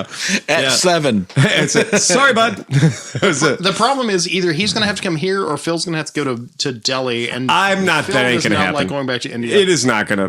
There's a pretty low chance of me going back to India at this point. So just letting everyone know that. But it is a very interesting thing when you think about. Okay, well, you kind of shines a little bit of light on when somebody says, okay, KTM got those 200,000 bikes that they couldn't sell because their partnership with ClevelandMoto. The Chinese. That's how they ended up in the position they're in. Mm-hmm. Those extra couple of 100,000 bikes, they weren't built in India. Those extra 100,000 bikes were built in China. And now that Bajaj owns them, how long do you think that relationship's going to be with ClevelandMoto? It doesn't even exist. well, no. Right. Because we know in our country, ClevelandMoto, but KTM and ClevelandMoto are now no longer allowed to say each other's names. From a business standpoint, worldwide, Right. Bajaj and ClevelandMoto together would be unstoppable. Well, yeah. Like if those two went, you know what? We can work this out. Right. Yeah. I mean, if you do, They'll buy Ford next week. why not? Right. Exactly. I mean, so to looking at that, and we're saying if KTM retains their relationship with ClevelandMoto and they develop the relationship with Bajaj to the numbers that they could, it would not be out of the question to see 200 different motorcycles at a dealership that all say KTM on the side or Bajaj on the side or ClevelandMoto on the side, and they're all being sold under the same roof. That's the thing. And we were talking about earlier about how many parallel twin 650s does a human really need? Yeah. Because you'd be like, okay, in our 5,000 square foot showroom over here, we have all of our parallel twin 450s. Yeah, right. We have the Cove, the I was talking to somebody earlier about BYD and how big BYD is outside of the United States. Bring your dick. It's build your dreams. BYD Energy. The electric subsidiary of Hey Phil. BYD. Hey Phil. Our monitor up here. It says TCL. Yeah. What does TCL stand for? But dude, I don't know. The creative life. That sounds like a booty call text. BYD, bring your dick. Yes. BRB. Outside of America. BYD. That is the fastest growing car company in the world. Wow. Wow. So when you talk about ClevelandMoto, who's becoming the fastest growing motorcycle company in the world, and Bajaj, who is like right there at their heels, they would be unstoppable as a team. Ooh, Hey, Tom, that's for you right there. KTM Cheetah. What will the KTM? well, it'll be orange. So, we got to do that. I mean, because we got a shitbox a Cheetah around, right? Oh yeah. Oh, orange and black with KTM. Full KTM Get the livery. badges. So the new Italjet Velocifero that we saw a couple weeks ago, it kind of looked like that. That's the problem. Is Velocifero is its own company now. It's not an Italjet. Oh God! So Velocifero is its own company now. It's no longer a product of Italjet. Is the Italjet Cruiser Special? There's a bunch of them. Yeah, there was a bunch of them. That weird thing with the that was the scoops and the the It's like Italjet Roadster. It's like they did the reverse of your AMG. Yeah, like AMG right. gets absorbed in, but they're on their own. Right. I think it was a name that had re-entered into. Yeah, because we were at the booth at the AIM Expo, and we wandered across the Italjet booth, and we wandered across the Italjet booth, fully expecting, or it wasn't the Italjet? I'm sorry, it was the Italjet Velocifero booth. So we were like, oh, the booth is called Velocifero. I fully expected to walk in there and see a bunch of Velociferos. Half a Cheetah with the Right. That wasn't what was in there. So coming soon, this is perfect. Coming soon, Right. Sean is going to turn this with me into a soap opera where we're going to react all the motorcycle controversies, like what company split with this company, who's working with this company, but it'll be done in like a novella type situation. Joan Collins Dynasty will have the this is like Dallas. Or Dallas. This is like Dallas, yeah. No, it's Who shot Mr. Bajaj? Yeah. I can tell you who shot Perrier. Yeah. It was Mr. Bajaj. Oh, no. I think that was a self-inflicted wound. Well, I mean, wait. The point is, when they were all wondering which one of the European companies was going to come in and save them, nobody put money on Bajaj except for Tom. Tom was the only one that said, or Bajaj just goes in and buys it all. He did. I remember. I remember too. Tom was the only one that said, or Bajaj just goes in and buys them all. If you're seeking legitimacy in a Western culture, you need a name, and Bajaj is not it. Bajaj is not it. That's why they stuck it on Husqvarna. Do you think though that a frame made out of dirt floor is going to be able to? I'm kidding. The new factory is pretty fly. I know. I heard it's pretty cool. We were talking about the big screen. Last week. We talked about the Royal Enfield reinvestment. Yeah. Okay. Just need to see that real quick. Hello, lover. And in 3 more years, Royal Enfield's going to buy Triumph. So Right. Yeah. I would reverse cowboy that bike. Yes, I would reverse cowboy that bike as well. Wow. Yeah, I definitely. Wow. and that, ladies and gentlemen, is the KTM Cheetah. Yep. You got me, bus. You got me there, Sean. That's one of those. Of all the stories from EICMA that had fucking wheels, right? Of all the stories from EICMA that just kept delivering, the Italjet Roadster 400 is the one that it's just like, even the people at Italjet on their Facebook, on their social media is like, we can't believe it, man. People are still, the phone won't stop ringing. Like, the switchboard's really lighting up. Apparently we tapped into a nerve, and now they're like, shit, we thought everybody's going to go bonkers for the dragster. We had no idea people were going to lose their minds over the fucking Roadster. Yeah, but see, I can't unsee the fucking printing supports that are underneath the front of the seat. When the T-Max 500 first came out, everybody was like, holy shit, that's a fucking amazing You break thing. those out when you get it. That's what I thought. Yeah, like, that's the only way they could. That's the only way they could get the top rail just printed up there. You know what like you do? that. You print out some that look like glass bulbs, glass vessels with little bulbs in it. Yeah. So it looks like there's liquid in there, and that the liquid is bubbling like those old Christmas tree ornaments. Oh yeah, like the old 50s Christmas tree ornaments. That's very. Or for make you, it like, Phil. Young Frankenstein. For you, I could see you putting like the front of a skeleton at the front of it and having the arms coming out, like the skeleton's holding like this, back behind like that. This kind of looks like this guy. Yeah. Right. I just love it. I'm sorry, man. Yeah. Again, don't give a damn. I don't care. I'm riding it. Well, you're not going to wheelie it with that back Don't tire care. 150 Don't feet behind you. Don't want to wheelie it. Don't want to do anything on it except be like, man, if I'd have had this 25 years ago. Yeah. I just like it. I think it's a super cool bike. Yep, the Intelligent Roadster 400. 5 years from now is going to be a real interesting time to be alive. Well, yeah, when these fuckers land, right? Yeah. It'll be a shame I'll be 60 and too old to enjoy it. Yeah, that's it. Oh, don't talk about it like fair. that. That's I not know, gonna it's happen. totally- it's I'm so gonna keep fucking going rough. until I'm broken. Yeah, well, I have to. I have I'm financial in it too commitments. much. Yeah. I'm too wrapped in too up. deep. Yeah, I've budgeted myself 5 years to sell off my warehouse. So, yeah. Oh shit. Yeah, that might be the way. That might be the way. Sell off the entire warehouse and just be like, well, The way you keep buying bikes? I know. Fuck me running. God damn it. I got a Rebel 500 the other day. Yeah, a Rebel 500. You needed that. Right. Yeah. We Spent $2,000 on it. Yeah. So I thought somebody gave it to you. No, I had to buy it. Oh, okay. So I had to buy it. I got a Rebel 500 2018. Is that the top hat one, or the, you know what I'm saying, the hat gas tank? Is that the top hat? That's what I call it, but it looks like the gas tank's wearing a hat. So this It's like a hard hat. This literally speaks to the fact that this is a buyer's market. Yeah. Whatever your heart's desire right now is affordable. Yeah, it really is. And this bike is like a brand new bike. I mean, it's 3,000 miles. It looks fresh. It's like a newer one. Oh yeah. Yeah. Okay. It needed the battery charged up, the tires fluffed. Here's the weird thing was the battery wasn't like you said. It's a Z. It's a Z battery, Yeah. which they just seem to last. No. So of course this thing is murdered out black. It's got a little windshield on it. It's got a sissy bar on it. It's it's as good as one of these can look, I suppose. Right? It's just what it is.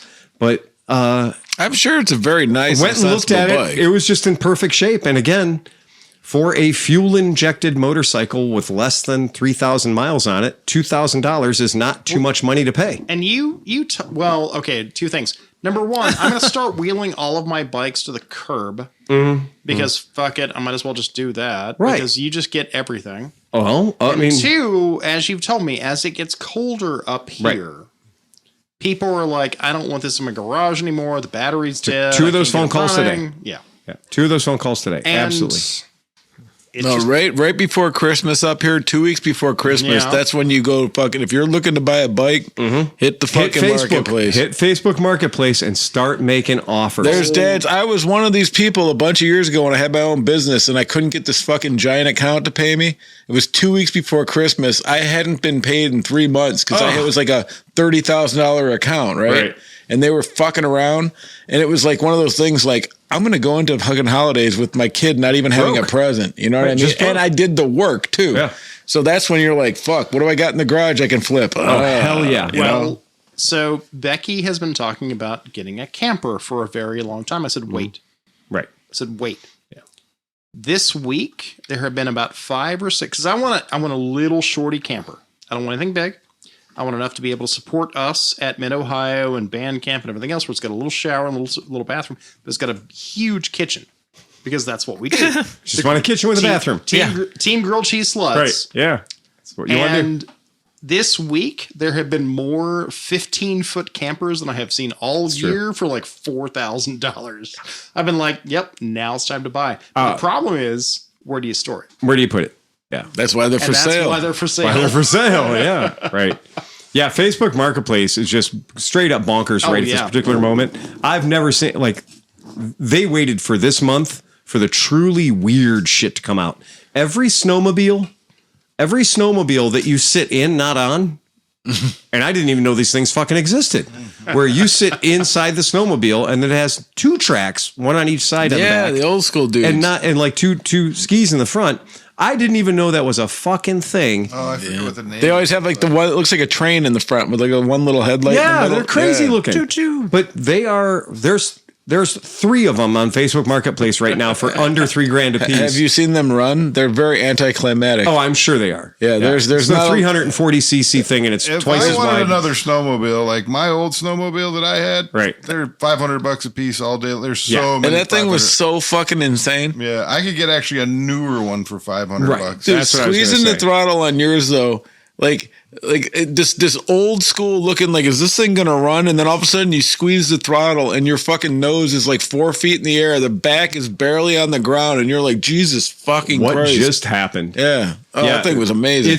It's just become whatever it happened this week, where Facebook just got shit blown up with like checker cabs and like all kinds of just weird fetishy Clean vehicles. out the garage for the winter. It is. Yeah. It's liquidate. I gotta try to fit everything inside.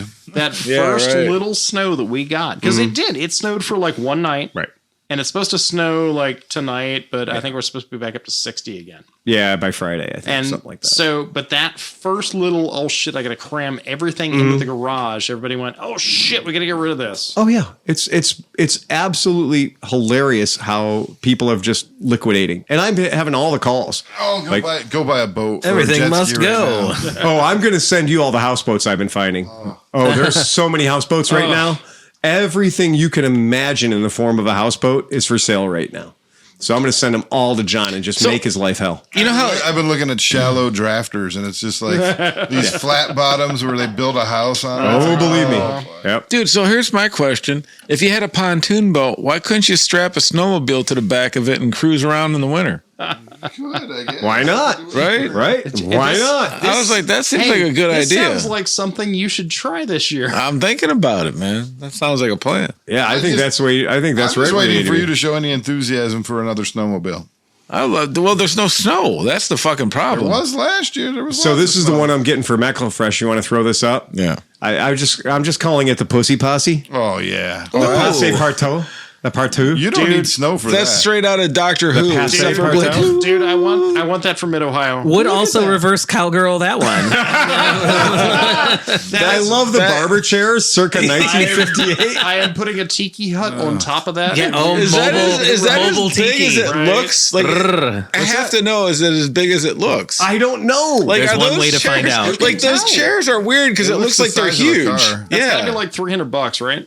I have no idea, but it's got a tax stamp from 2022 on the side, so it ran when parked. Oh It my does say God. Pussy Posse on the side of It it. says pussy. Passe. It says pussy part out is what it does. Part two. That they've already said That was partour. That was pre-parkour. It's got a 4.4W. It's got a 440 CCW motor in it, so that's nice. You know, Carry concealed. That's good. It's air cooled. It's air cooled. I remember you don't when- need snow. You can ride it any time of the year. It's got Exactly. a 440 wedge motor. What? I remember when this was a side it's got character different in little Thomas the hoods. Tank Engine. Oh, I remember this. There was Wait, when you said engine, it has a lawnmower engine. It- No, Yes. it has Well, a they're cool. twin cylinder 442 stroke. Where?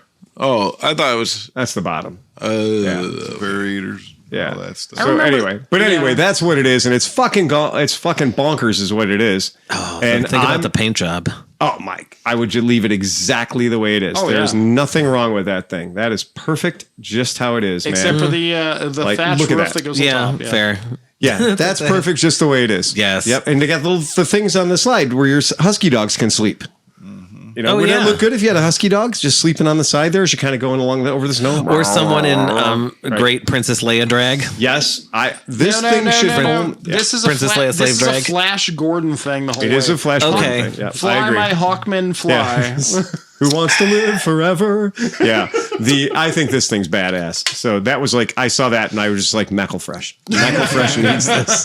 This is a Mecklefresh transportation system if ever I saw Now, one. if that had like a Boy, I three-wheeler, can tell you underneath from hauling a snowmobile around, now imagine getting that thing on a trailer. Oh, this is going to need to be a big white flat trailer. Flatbed. Yeah, this thing impresses me as it being at least 6 feet wide. Yeah, but in any case, I love it. I love it. Oh, you could make it to a hovercraft and it would be dope as fuck. I think At first, that's what I thought it was. I think it's just perfect the way it is right Just now. make it work. If you can make that work, make that work. Yeah. Do you know what I want that to be? Push button reliable. Yeah. That's what I want that to be. I want that to be push button reliable with a trailer hitch on the back. And you're gonna have your best bet. You're gonna be lucky to get pull start. Right. Reliable. I want it to be push button reliable. Yep. The fact that it came with an extra set of tracks tells me somebody's already dumped way too much money into it. Oh well, And they've got the extra tracks and now they're giving up. the problem is the extra tracks are slightly better than the shitty tracks. You know what I mean? Right. Like The ad They're starts still out- old. there's nothing new about Right. anything. The Yeah. ad starts and with, it's like "Do a you know how Harley. much You have to take fucking the whole money back I end have apart dumped to into change the this?" belt. Oh, yeah. So it's too much to do. Yeah, It's like the 6x6 amphibious that everybody has and always ends up on marketplace. Everyone's like, oh, look. Yeah. It just needs a motor. Suspend it from the ceiling somehow. Yes, exactly. Get up underneath it and start tearing everything It would make apart. a good coin ride. It would make a damn good coin, right? It doesn't go anywhere. Just boing, boing. Yep, just put it on a trailer and make it bounce up and down a little bit. John's like, reverse cowgirl again. Oh, yeah. Oh, boy. Yeah, I like that. Yeah. Hey, John, reach behind your head. Oh, no. I'm about ready to reverse cowgirl your nose with a fart. Well, hey, by the way, I think we're going to start getting fined by the FCC. Yeah, we're running soon. too long. We're not on the FCC. All right. So, hey, guys, that was it. That was our Tuesday night podcast. We don't do it often, but when we do it with less people. So please remember to ride fast and take chances. Get us out of here. Johnny Mac. Play us out of here, Play Johnny us out of Mac. here, Johnny Mac. Sorry. Hey, Johnny Mac.